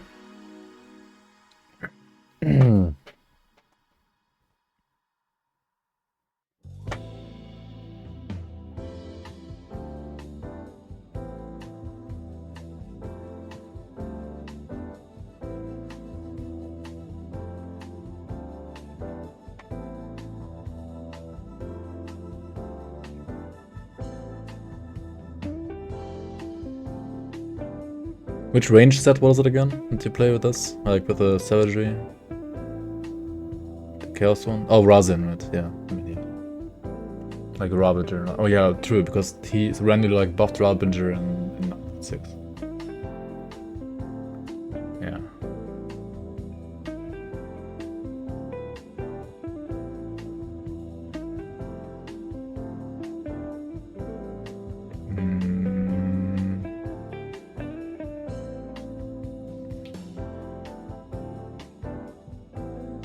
Or just Harbinger.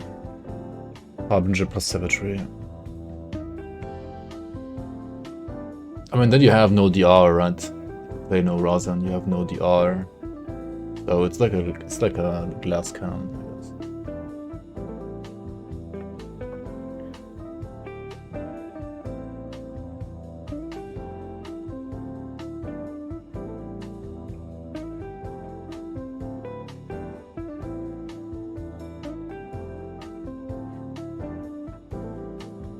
You still have to play this, right?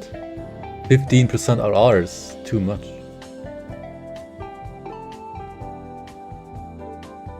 The flat damage?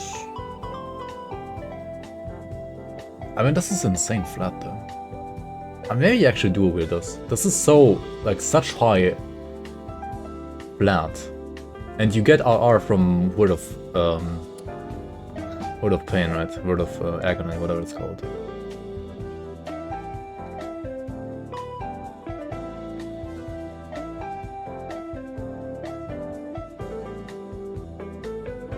You might actually be able to do with this then, because you get RR from... You can get like Chaos RR to Veil of Shadow from the Conduit, I think.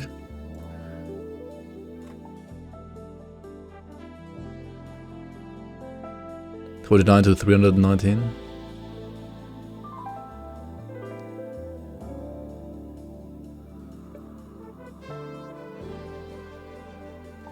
Chaos Mortars. I'll check out your video in a sec, like once I'm done here. But I mean, you don't play this on Chaos Mortars. Like this is a default attack centric weapon. Like this is not a caster weapon.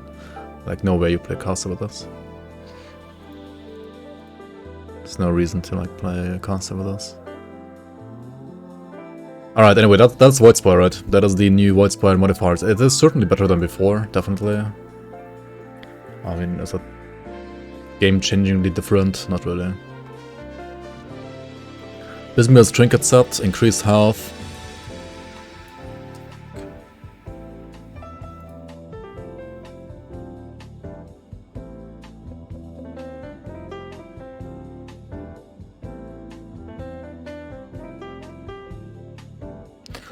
Yeah, I get it, like pet builds are terrible. Turbis per set, increased percent Aether and Chaos Rust to 22%. Dude, why the frick, right? Why the frick? Like, no rings in this game give you, like, Fizz Rust, right?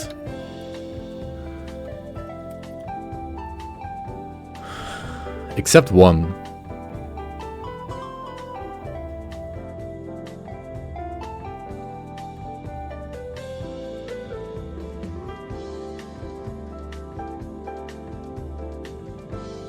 And it's a pet set.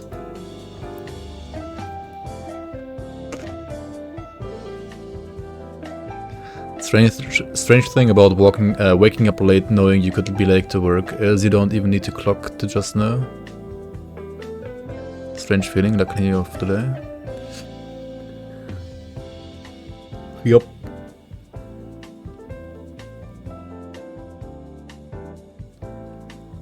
What will pets do without more defense? Maybe start dealing damage?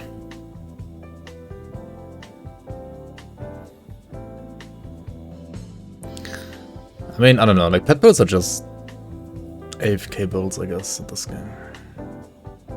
Like AFK defense, and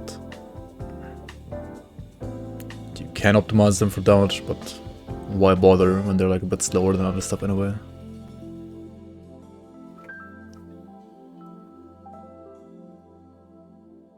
Chill Whisper set increased Aether and Chaos Rust to 32%.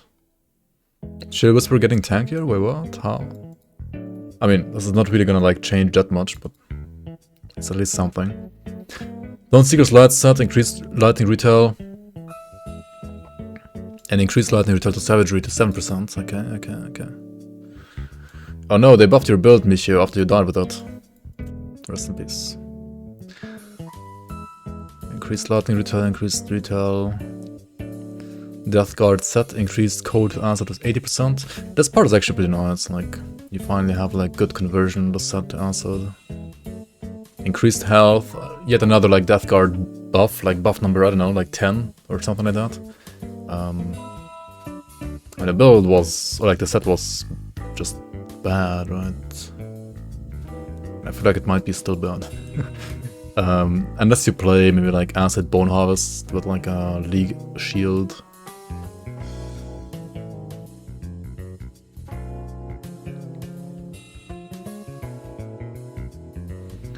The Shadow Strike part just...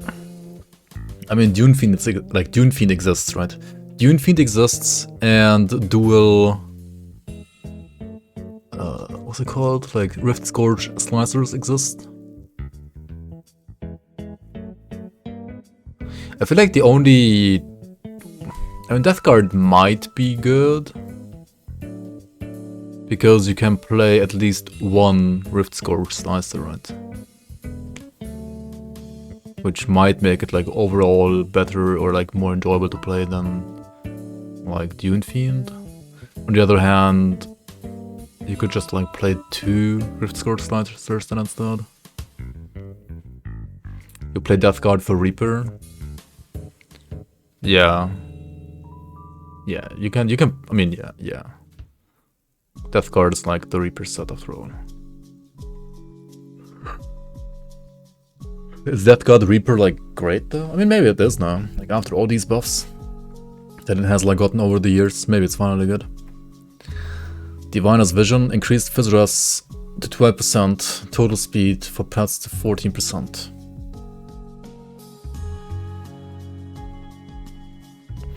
Right, Diviner is a pet set, right? So it needs more Physiras. Of course. It's not like this is already like the best Spellbinder set in the game. Or like... I mean, I guess custom Spellbinder is maybe a bit better, but... yeah. Its squishy but damage is pretty good. I mean... that was the case in 2018 as well when I played Death Guard. I played a Death Guard. My most played softcore character as a Acid Death Guard Reaper that I played in AOM. And it was exactly that, like good or decent damage and like squishy as fuck. So I guess it didn't change. Stop Petophobia. Gaul's Malice increased health to 2.4k, acid damage for pets to 30, poison damage for pets to 22 over 5. Or like this is 22 times 5 rather. So, okay, pets fine, and did he do damage maybe? Maybe. I mean, Acid Gaul like overall got like buffs as well, like from the helmet I think, like the circlet, the serpent's circlet. Iskandra's text. More health, okay. That's it, that's like the only Iskandra change here. Nature's Regalia set.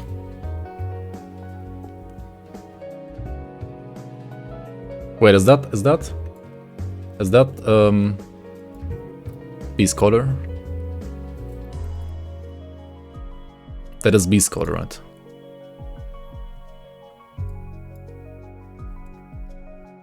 What? Am I reading this right?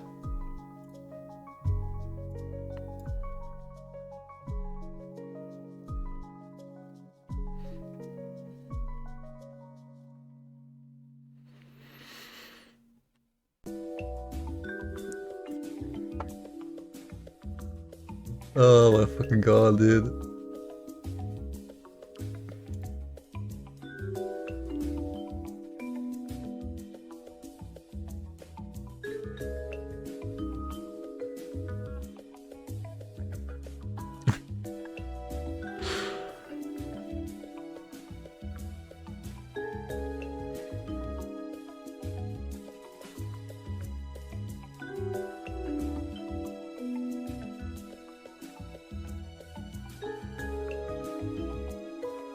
These buffs have been out for months. Yeah, I didn't play this test patch.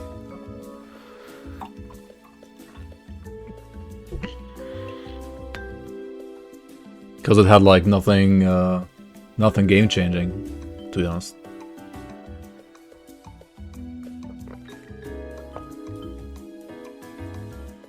I mean, I played the other PTRs for like for 9.6 and so on because they actually like have game changing stuff. I feel like 9.7, this patch right here.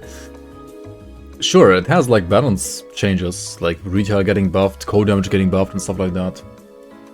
But like actually game changing stuff? I don't know. Stop ignoring Micmac Twitch. Wait, did I? Oh, sorry. What made me start playing Titan Quest again?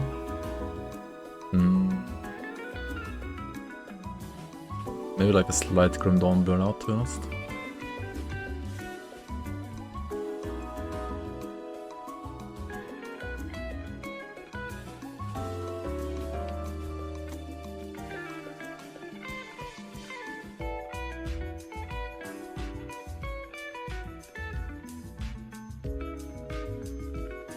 Yeah, I mean, I guess. I mean, why even care about at this point, right?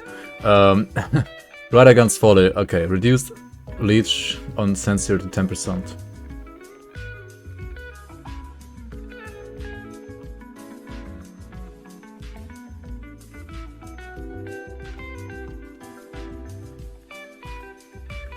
Was this like OP or what?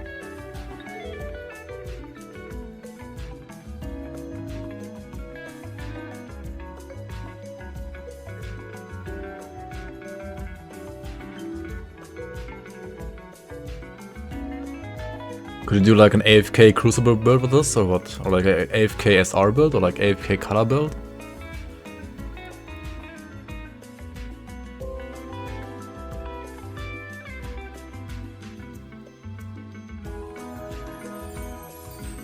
With the Sigil together maybe?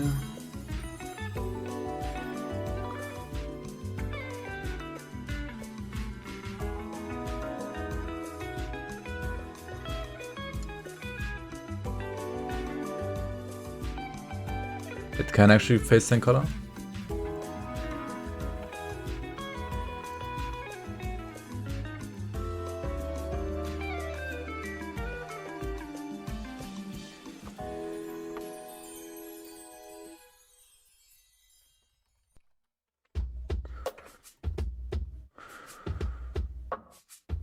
Yeah, where the fuck is that dude?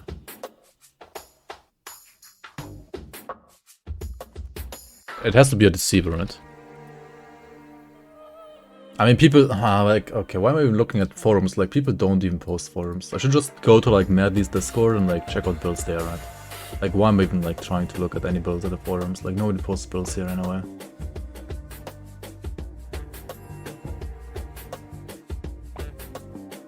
Or I go to YouTube and like follow the guys that are actually making builds. Alex the Goldfish.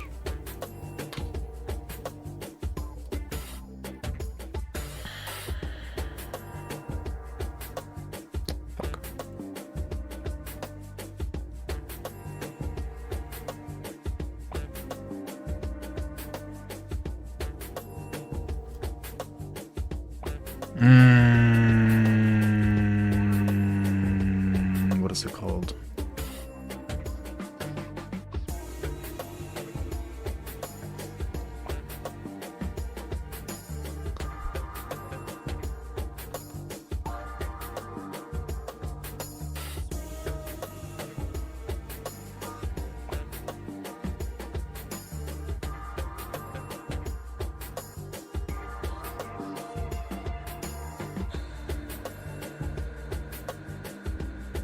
Alright, that's coherent.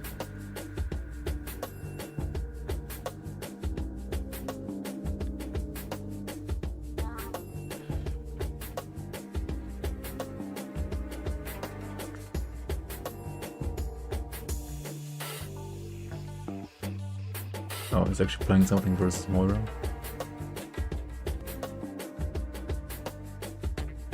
What is that? Ludigan? Druid? No, Vindicator? Vindicator.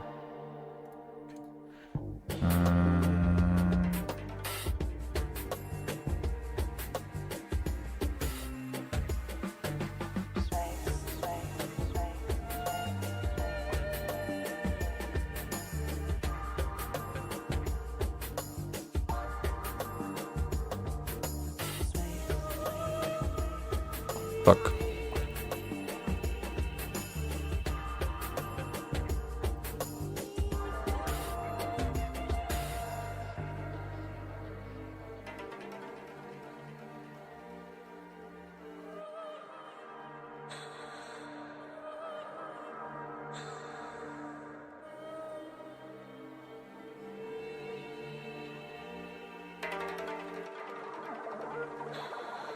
How do you write Radagon with like Cyrillic letters?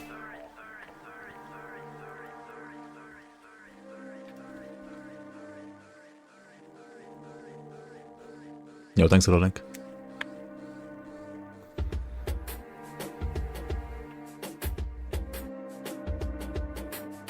Radagon, yeah.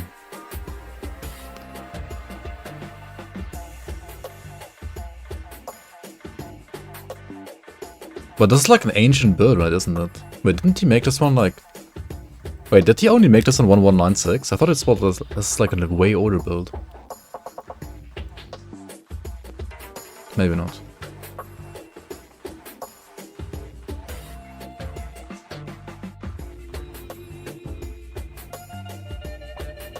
This is Vit, right? That's not acid. It's just Vit.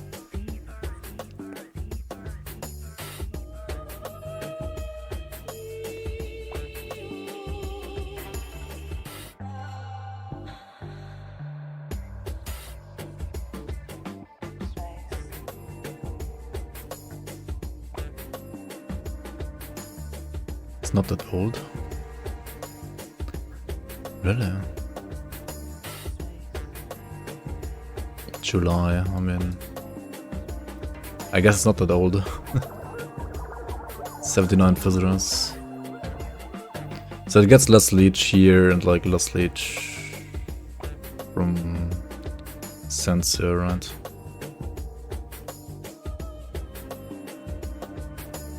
I mean...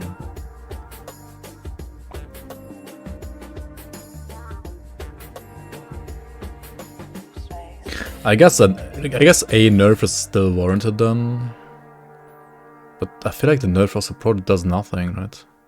Maybe it does something. I don't know.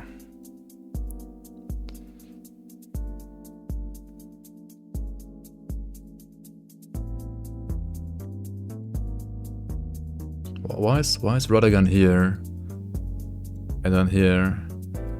It's the same. What? Why is this one here and this one here? Question mark? Yo, Sora Star Pokemon. Yes, new patch. Agavix set. Increased Aether and Chaos Rush. Replaced casting speed for with 10% Fizz Rats.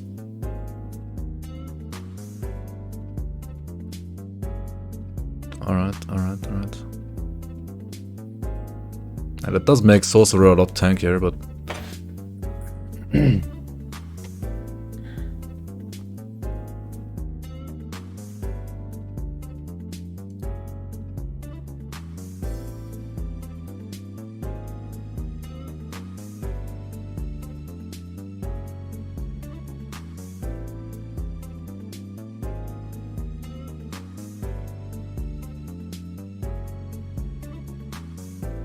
Maybe it's time to play some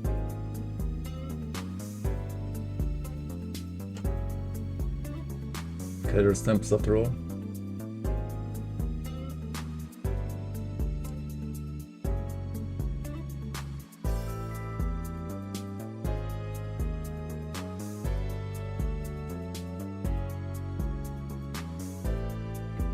Cold Grenado buffs for runtime. I mean, Cold Grenado like got so many buffs like that, right? I mean, to be honest, the build was kind of a gimmicky build before, and now it might be an actual build that you can play. I should update my build then. I mean, I have a runtime switcher. So it could be playable now, like, could be good actually. And it was playable before as well, of course, but like, it could be actually good now. Rotgeist. Add Leech to Virus Might, increase the damage to Virus Might. Okay. That's like a weak part of the set, the Virus Might part, so makes sense. Sentinel of the 3%. Acid Retaliation damage bonus is now on the 4-piece. That is huge. That is a huge switcheroo / nerf for anything that was only using like 3-piece Sentinel. They buffed everything against monsters. Yeah, the game is easy now. I mean, the game has always been easy, but it is definitely easier now. Certain damage types have been buffed, right? Cold, fire, lightning, tears, poison, especially cold. I mean, cold needed the buff though, like cold builds kind of sucked, so.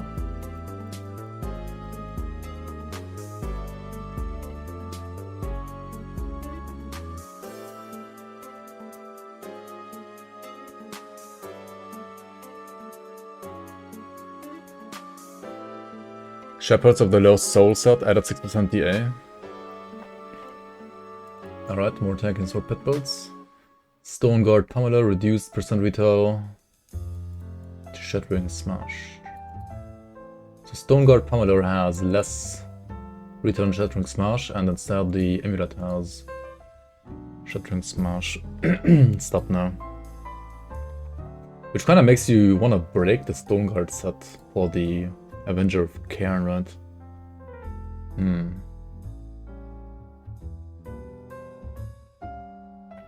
Clairvoyance Focus, increased here on the skill proc, reduce the cooldown. Alright, so yeah, Aether Ray, especially like the Aether Wit hybrid Clairvoyant build, got a pretty good buff, not gonna lie. More Fizz, more Wit damage as well. Yeah. Even more like catered towards hybrid. Aether Wit. I mean, to my knowledge, like Clairvoyant is pretty much the best Aether Wit hybrid build, or maybe like the only Aether Wit hybrid build in the game actually. So yeah, it seems to work, I guess. Mage Slayer. More resistances, Spell Scourge, reduced Leech to Devastation. This is actually a noticeable nerf, like quite a noticeable nerf, right? From like 3% to 2% or something like that. That's a 33% Leech nerf on Devastation. Vanquisher, increased resistances, okay. Void Soul set, increased hit damage to Ignafar, Chaos damage as well. Void Soul Ignafar buff. I think Ignafar was like the weakest part of the set. I don't even know like why the set also supports Ignafar. Like Black Flame already does it as well. Kinda weird. Virtue's Light.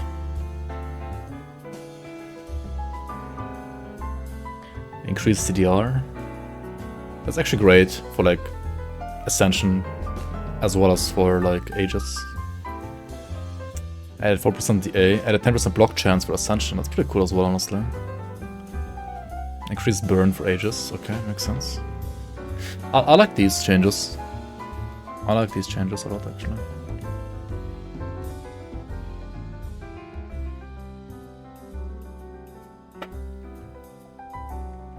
Virtue's Ward, replace bonuses to Haven with +2 Divine Mandate.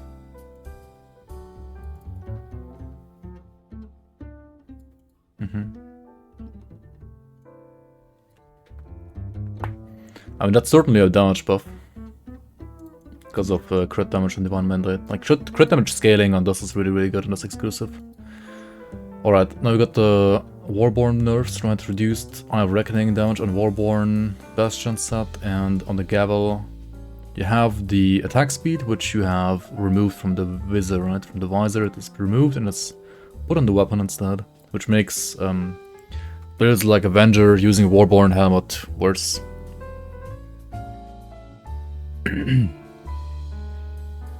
Is 5-piece virtue ever really good?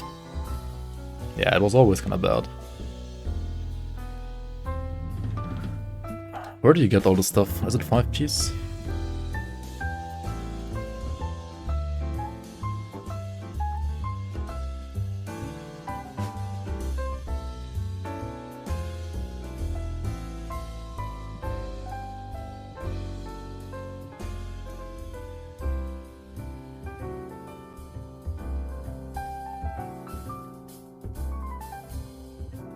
I feel like if this gave like, you know, insane CDR, like 20% maybe, it would be really cool.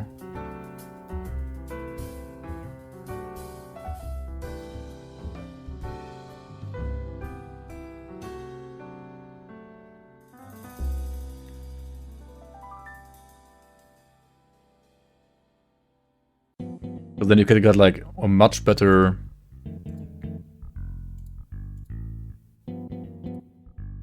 uptime for your Ascension.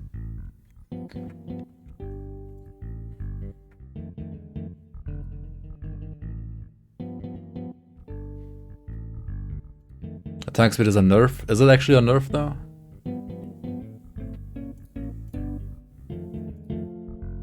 Is it like an actual nerf?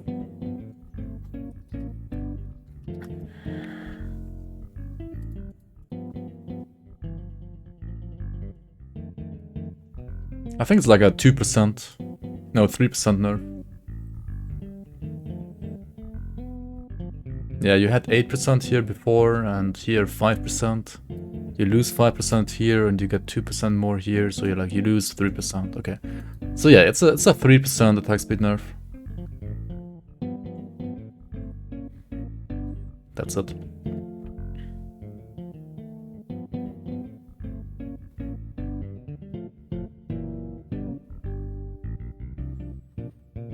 Dying God, increase attack speed for pets. Okay, Chaos Pets. Sure. Ishtar. I mean, to be honest, like pet builds in general, right? I mean, specific pet builds have been kind of strong, like for certain content at least, and like for pushing and like for being tanky, you know, or like being like a safe playstyle. But overall, pets, I mean, as rightfully not being placed into the top 20 in the top 20 builds, right? They were rather like slow or like maybe not that great overall. But specific pet builds like, you know, what's it called, like Beastcaller, I think was like always pretty good. So I don't know why like Beastcaller is getting like tankier for like no reason. I don't know, man.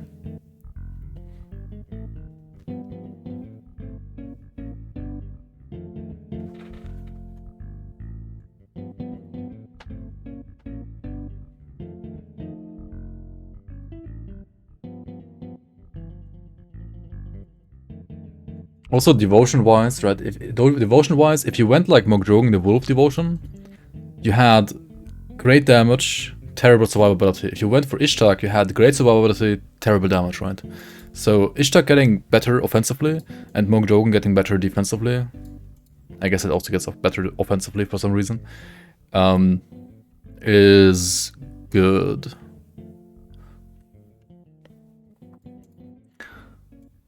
Night Talon, more attack speed for pets. Typhus, Jailer of Souls, increased health and Physras. That's for the player actually, right? So more Physras for all pet builds. Messenger of War, increased percent fire retail, okay. Fire retail buff there. Fire retail is kind of bad compared to like Acid, so yeah. I think Acid is like the best, or like was the best on 1196. I don't know if it's still the best on 1197, but... Especially lightning, fire, and I think physical also, like to a certain extent, are getting buffs. So. Target the Hammer, increased retail. Oh, really?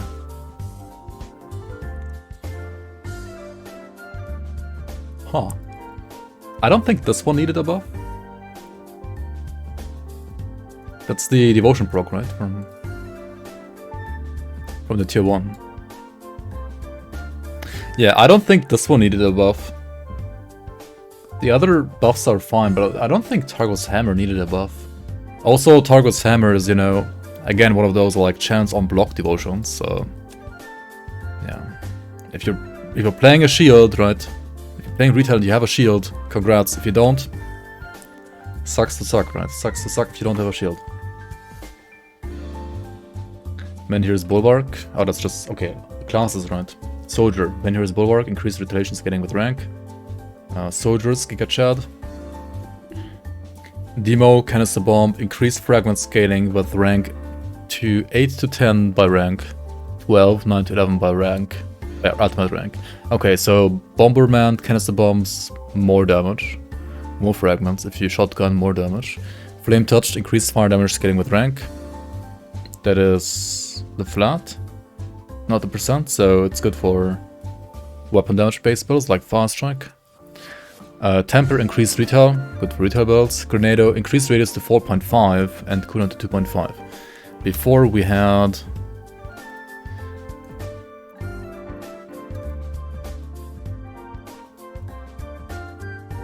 .5 meter radius, so we got an entire meter more radius, and we have 0.5 recharge.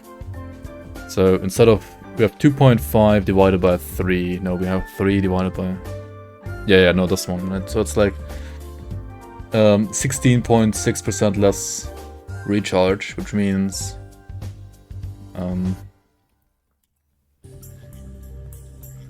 basically 20% more damage to all Grenado builds.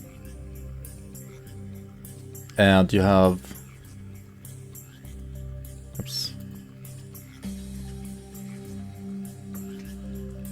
28.6% bigger AoE. That's pretty good. The Grenado's really a lot better now than before. And Canister Bomb, what was the scaling for the fragments before? You had 7 to 10, 7 to 9 before, so like average 8 and now average 9. And here you have 8 to 10, and before you, I mean now you have 9 to 11, right? So okay, instead of at max rank you have 10 instead of 9, so 11% increase of damage if you shotgun with all of them. And for soft cap you have a 12.5% damage increase if you shotgun with all of them.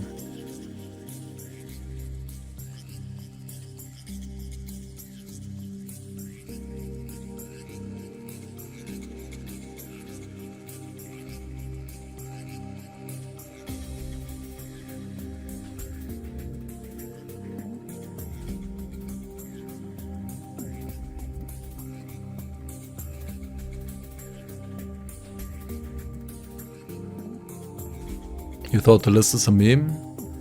The list is not a meme. The list is a meme, the builds are legit. I mean, it depends like what you want to do, right? I mean, for softcore, literally for all content, like they're like pretty much the top 20, right? Like whatever you want to do in softcore, like these are actually like the top 20, definitely. For hardcore, you might want to like, you know,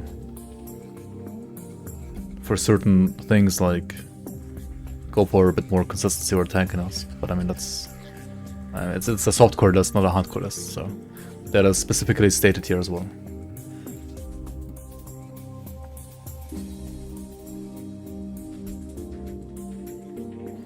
And of course also, I mean, some of these builds like might fit your personal playstyle more, others might not. So you might like, I don't know, like the top 6 build more than the top 1 build, for example, because it just like fits your playstyle more.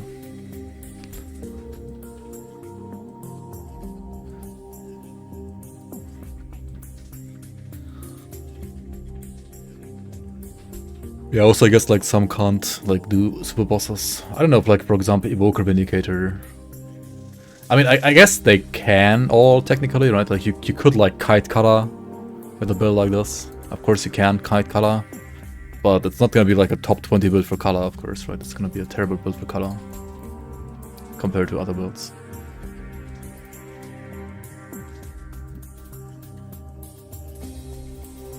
I mean, this one is getting nerfed a bit, right? This patch, like this is nerfed now. I mean, our reckoning is amazing for farming. It's just amazing for like farming SR or Crucible, like it's amazing. It can still kill Ravager. I mean, as expected from a Warlord, right? You can still do that. Color, I don't know. Also, even for Ravager, like, it's a bit low Physicus and armor. At least for hardcore, I would say this is probably rather scary to kill Ravager with compared to other builds. But on softcore, I mean, you don't care, right? You just kill him. Or like die once or twice and then kill him at some point. It's fine. High Impact also has better fire damage scaling with rank. And Shattering Blast gets more crit damage. Up to 70% by soft cap and 100% by ultimate rank. Wait, what the fuck? Frickin' Grenado has 100% crit damage in the tree now. Like, if you don't have OA when you're playing Grenado, you're playing it wrong, right? Dude, 100% crit is... it's nuts.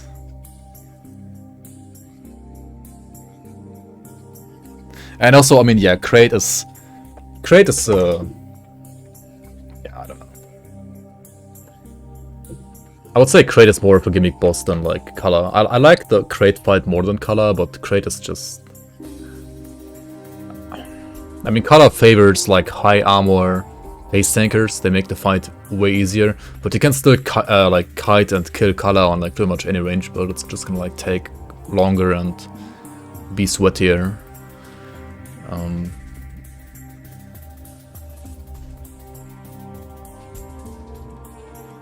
But the Crate boss is, I mean, it's a gimmick boss, kind of. That one's actually kind of gimmick. But I mean, it's also fine, like, generally, like, I mean, I can understand that, like, I mean, what does Grim Dawn have to offer, right, for endgame? It's Crucible, it's Shattered Realm, which are, like, the two endgame modes that have, like, the most, you know, like, consistency, I would say, when it comes to farming and, like, how often you do them, generally. And then you have super bosses, and then you have roguelike dungeons, of course, as well. Roguelike dungeons in vanilla, like, without scaling, from, like, our season mod is basically a joke, right? They're, like whatever build can do, like, Crucible or Shattered Realm, like, phase rolls all the dungeons anyway, right? And I guess you could, like, still order them by, like, whoever, like, does roguelike dungeons, how quickly, because there are some items you can only farm in the roguelike dungeons, like Magi Rings or, like, I don't know, Nightbringer and so on.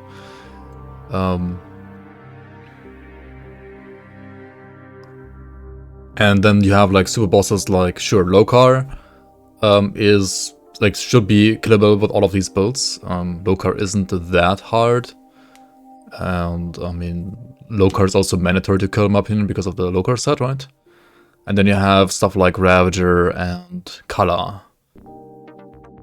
Like, the super bosses that matter are, like, Ravager, Kala, Lokar, and Mugjogan. And I'm pretty sure, like, all of these builds can kill, like, Lokar anyway, and Mugjogan probably too. And then Ravager and Kala are, like, the only ones that are up for debate, and I guess, like, some of them definitely can't face tank them, but you could always just, like, kite and kill them, right?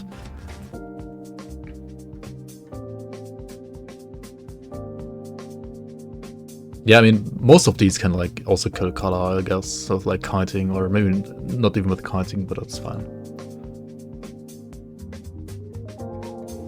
There's even a Crate Archon kill.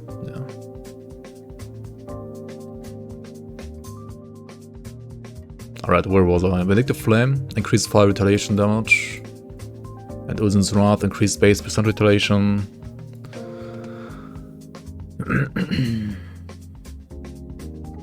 Leech now scales with rank up to 20% by 12, 25 by ultimate rank. How was that before?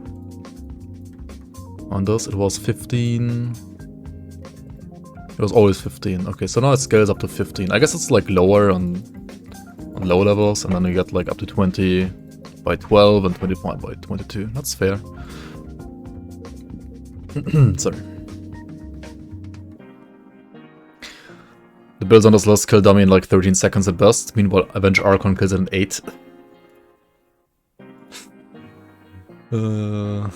Wait, they didn't even like nerf that one, right? The only thing that had nerfed about it was like AoE on Smite. They didn't even like nerf the actual damage. The fuck?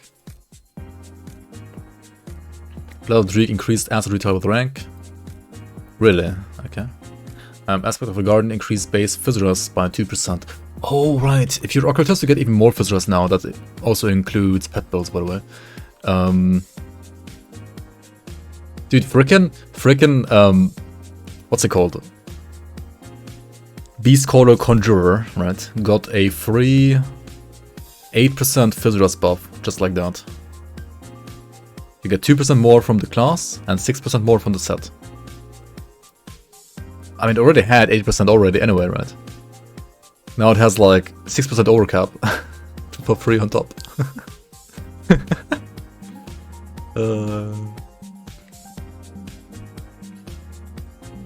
For the player, I mean, the pets themselves also get that, right? Actually, no, the pets only get 2% more. The pets don't get the stuff on the set.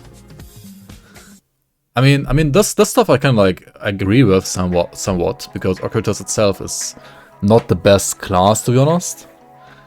But the freaking like Beast Coder buff, like what? Why? Now if Branathors die, you're still capped. Yeah. I mean, honestly, okay, what I think they should maybe nerf, like if they should nerf anything about pets, is like freaking embroidering presence. Like what the fuck is that shit? I don't know, man. Like, not offensively, like defensively, right? Like nerf the Physiras on this, maybe.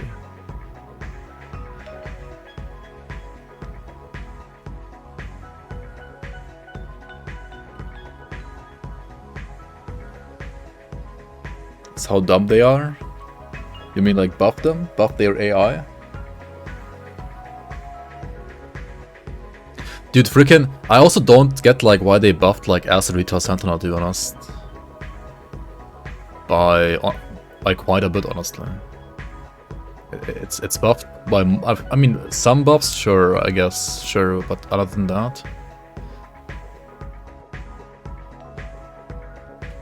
It feels bad to play pets if you want to go fast.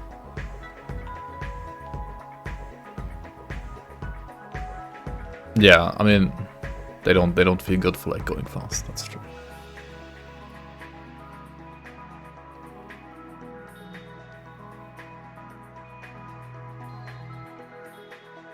The Conduit got nerfed.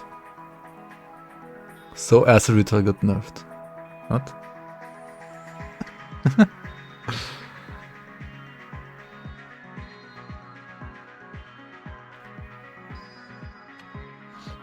Yeah, I know what you're talking about, but yeah, I mean, makes no sense. Blade Spirit increased damage scaling with rank. I mean, okay. They don't say by how much, and like they don't say if it's like the pierce damage or the bleed damage. I mean, the pierce damage I could understand maybe, but like the bleed, huh?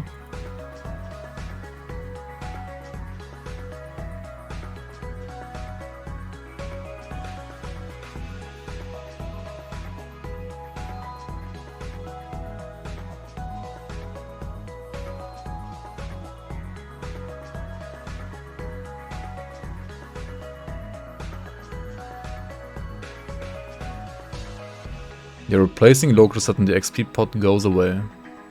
Did you relog? Maybe you went to the main menu somehow. I mean, there's only two ways how XP pot can go away. It's either you go to the main menu, or it just runs out because you have been playing for an hour. It's only two ways.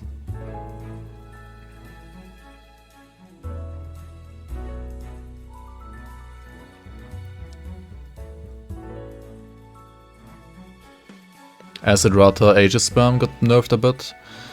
Probably a tiny bit overall, yeah, but it was like really fucking strong before, so yeah.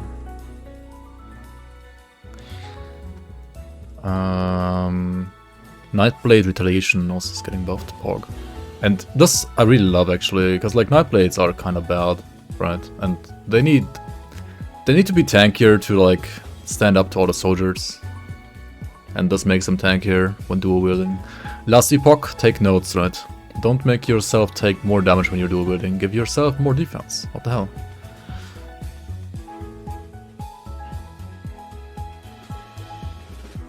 Still 0 HP. I mean, HP is just a number. You don't need HP, do you? Like, you need a certain amount, sure, but other than that. Nightfall finally loses its Vitality Decay damage and has Frostburn damage instead now. It also gets more Leech. Is this finally like worth playing around now? Frostburn, Nightblade. Kappa. Infiltrator has 12k HP. Sounds like you didn't put enough points in Vigor.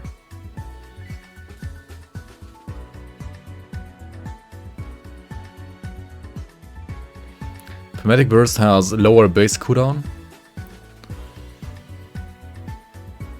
But Breath of Gothian has less cooldown reduction. So this means probably that you have the heal up just as much as before on dual wielding.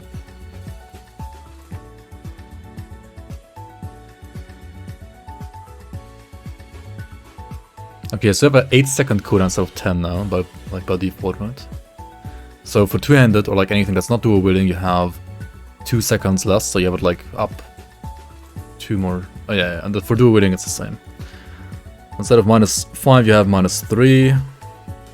So you still have like 5 seconds on PB when you're dual wielding, and 8 instead of 10 if you're like not dual wielding. Sure.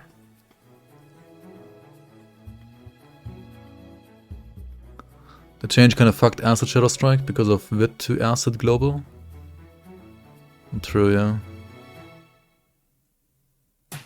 I mean, you're saying that kind of fucked, but I mean, Acid Shadow Strike for like 1 point at Nightfall anyway, right? It's not like you maxed out Nightfall ever. It's just like 1 point, right?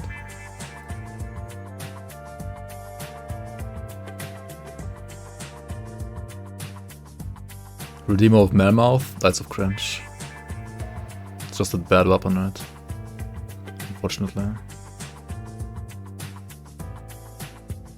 No other weapon that gives +1 Nightblade. I mean, you just gotta accept the fact that you don't need +1 Nightblade then.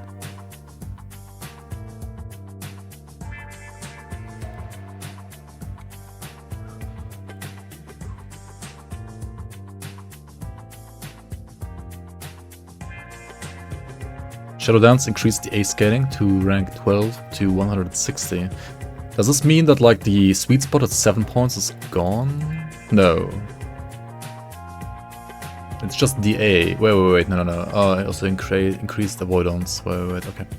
So how was scaling to 7? Was like, you get 2% per point up to 7, right? And then it was only 1%. So if you get 14, then 16, 18, 20, 22, 24.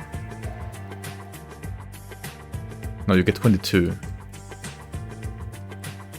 Right, did I do my math wrong here?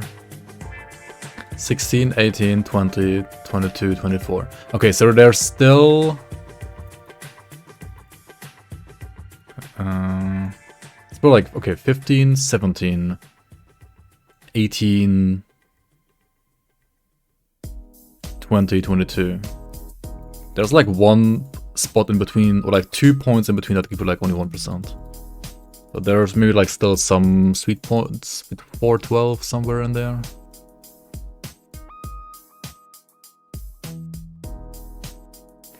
And 28 at max. 28 at max is 3 more. So that's like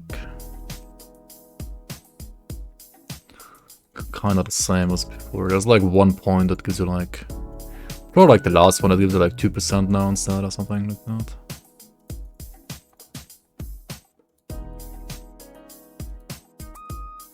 Maybe. Elemental Awakening, increased Frostburn, percent elemental damage, and percent Frostburn damage getting with rank. It's actually been nice. But most of the time you're like very point starved, so you like, can't really like put many points here. But if you do find the points now, you get rewarded. That's nice. Arcanist. Arcane Will. gets more DA. I don't think it's gonna change anything about the skill, like it's always gonna be a 1-pointer to me. Because first of all, like DA is optional, right? And the way this thing works, I mean, it might be good on like certain builds that, you know, have like great uptime to Arcane Will. Other than that, it's like a negligible change. Whatever, right? You don't care about this change. Maybe in Sphere of Protection though, I mean, this is an insane change. I don't know why they even do it. I mean, okay, it's not like that much more that you get, it's like 2% more. But you are getting like 2% tank here in literally every single Arcanist now, I guess. For I don't know what reason, but it is there. So I assume this is like 10 and then 12 and then 14 maybe. Or like you jump from, I don't know, like 20 to 22 and 11 to 12. It's not gonna be a 1-pointer on Reddit. That's true. Arcane Will is loved on Reddit, I guess. Embroidering Presence. I was gonna hope to read like Physical Resistance nerfed here, but no, just Retaliation damage buffed. For pets, Oak Skin, Retaliation damage buffed. Storm Touched, increased Retaliation damage scaling with rank. That is the Savagery last node, I believe.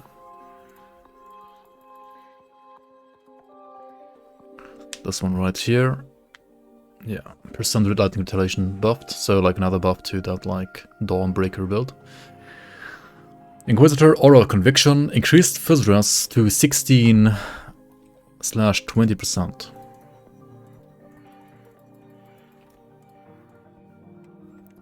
So 1% more Fizz at 12 points.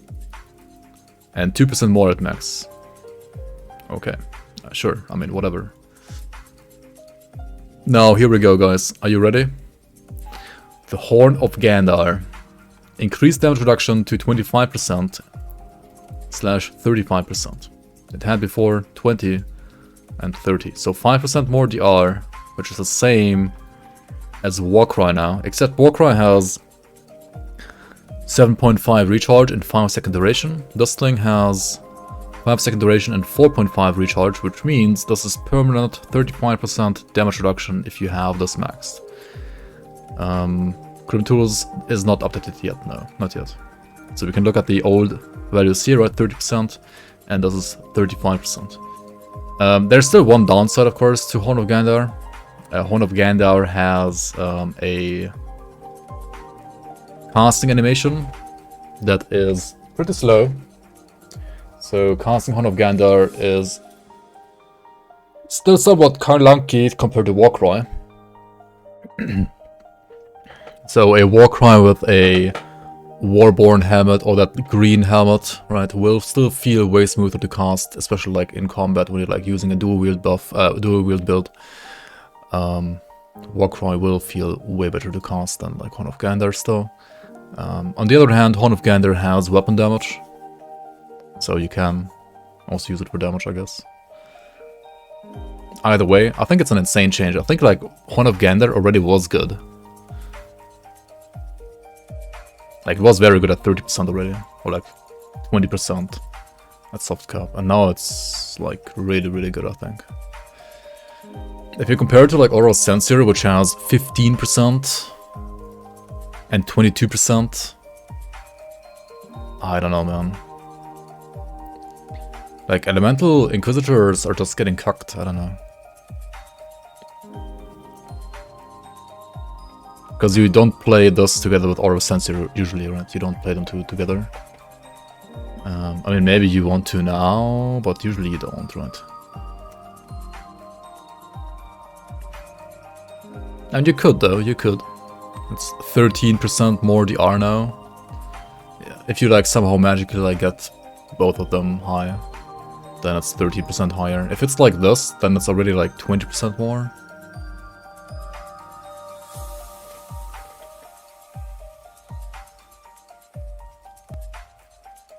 It might be worth like running Horn of Gandar, at least on hardcore, like on certain elemental builds now that are Inquisitor. Maybe. Not sure. Alright, Word of Arms reduced cooldown reduction to Minus 4 seconds and added 4% heal bonus.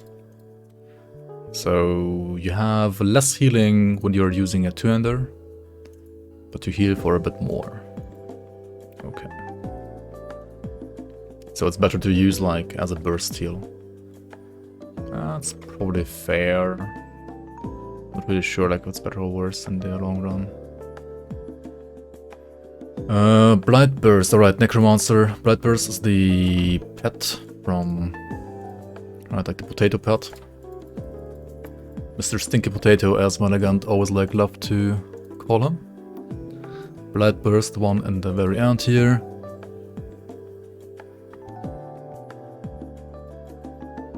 Pet attack damage to 33%. Wait, it has 36% now. Okay, so it's like a nerf to early levels or what? Right, 36 down to 33. But if you max it, you get up to 66% weapon damage of the pet instead of 50. Wait, no, I'm reading this wrong. Wait, no. It's base 33, skating to 66, and 90 by max. Wait, this is even insaner then.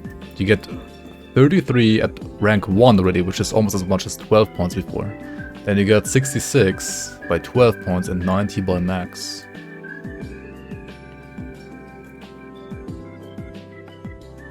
It's meaningless, to be honest. More base weapon damage. I mean, base weapon damage is pretty impactful though.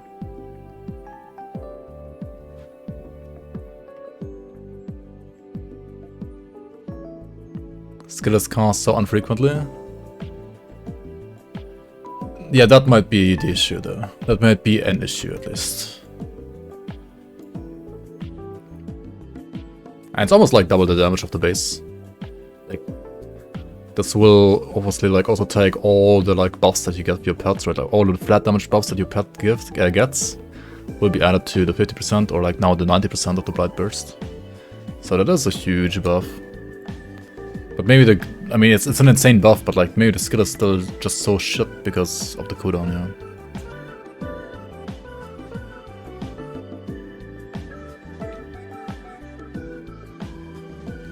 Rotting Fumes has more poison damage skating with rank.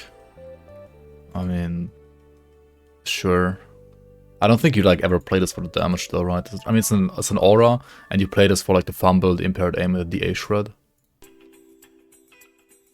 I don't think you really like care too much about the poison damage, but I mean it's there, it's nice, and this guy like needs some buffs, so yep.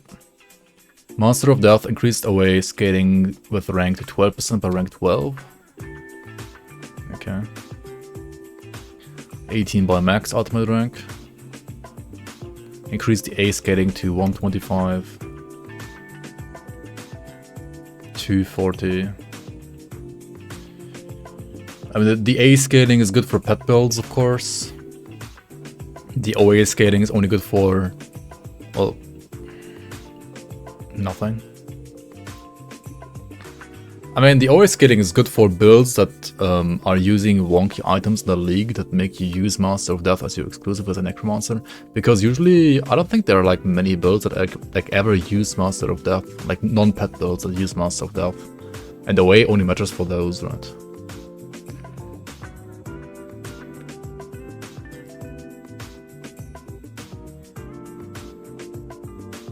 For gold gloves? Yeah, actually that's true. Yeah. But Gaul Kabbalist, right? This is on a crit, like you need to crit for this. But don't you play you're playing Shaman, right? You just play Prominent Bond, right? Yeah, like if you're playing Shaman, you just play Prominent Bond.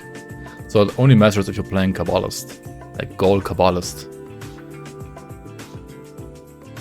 And also on Kabbalist you might... Yeah, true, on Kabbalist, because this one converts like 50% fist to wit. Why is this conversion... I mean, they had the conversion on freaking skeletons before, and now it's on Master of Death, and I feel like it's just... Wherever it is, it just creates more problems than it does any good, right? I think they should just like get rid of it totally, right? Like it's just garbage. Like why does it even exist?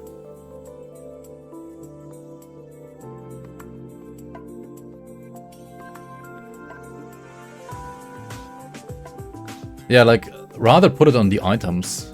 Exactly, like, put it on the items that are being used for the builds that actually need this. Exactly. The skill itself doesn't need it. Or like rather the skill itself, having it, just makes it so bad for like acid builds all the time. Or like any pet build that's not Vitality, to be honest.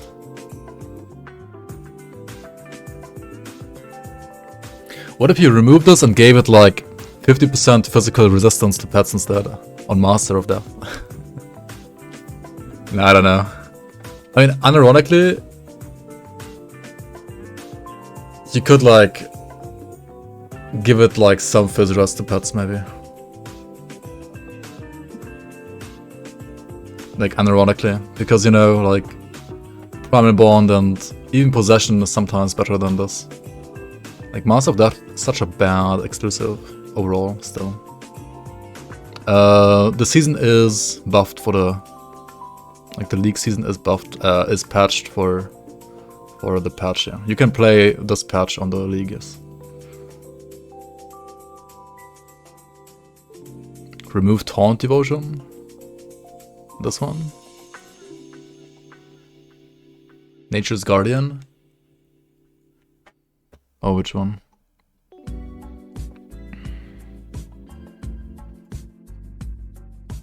Is it OP? I have no idea.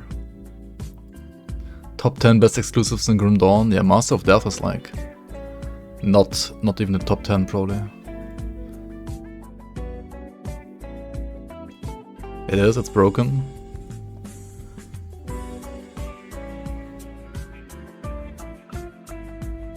The only source of taunt in game for pets. That's scary. Is it though? You have Briarthorn, right?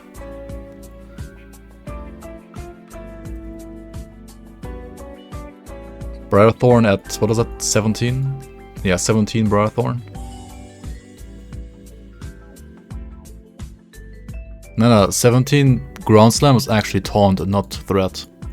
Like it switches from threat to taunt at 17 points here. And this is guaranteed taunt, I think. Isn't it?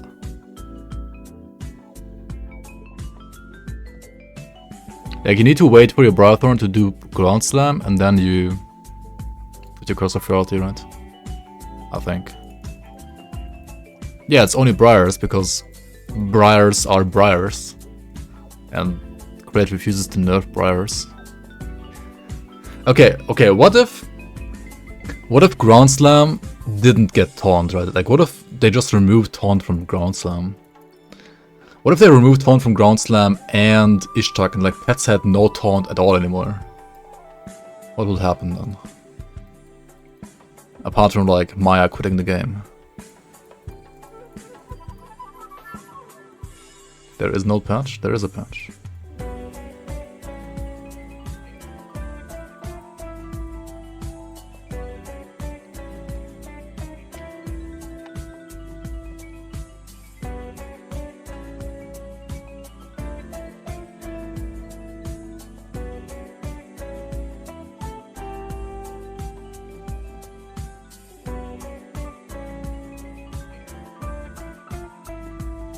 Oathkeeper stuff is just Retaliation buffs, right? Ascension, all retail. Presence of Virtue, all retail. Rebuke, all retail. Just buff retail all around. Alright. Okay, that's actually it already, right? That's it. I mean, yeah, compared to the other patches, this one wasn't that impactful. It's more like a minor patch. Yeah, I mean, retail buffs, right? Some pet buffs. Grenado, huge buffs. Pretty much not a single nerf at all, right? Not a single nerf. Apart from reduced targets to Smite and Avengers Crusher. And removed attack speed and War Bronze Visor, which is being put over to the Gavel. Yeah. Oh yeah, Bone Wall nerf, I guess, yeah. Yeah. Like Bone Wall. Like slight leech nerf for like Radagon Sigil builds. Yeah, that's it basically.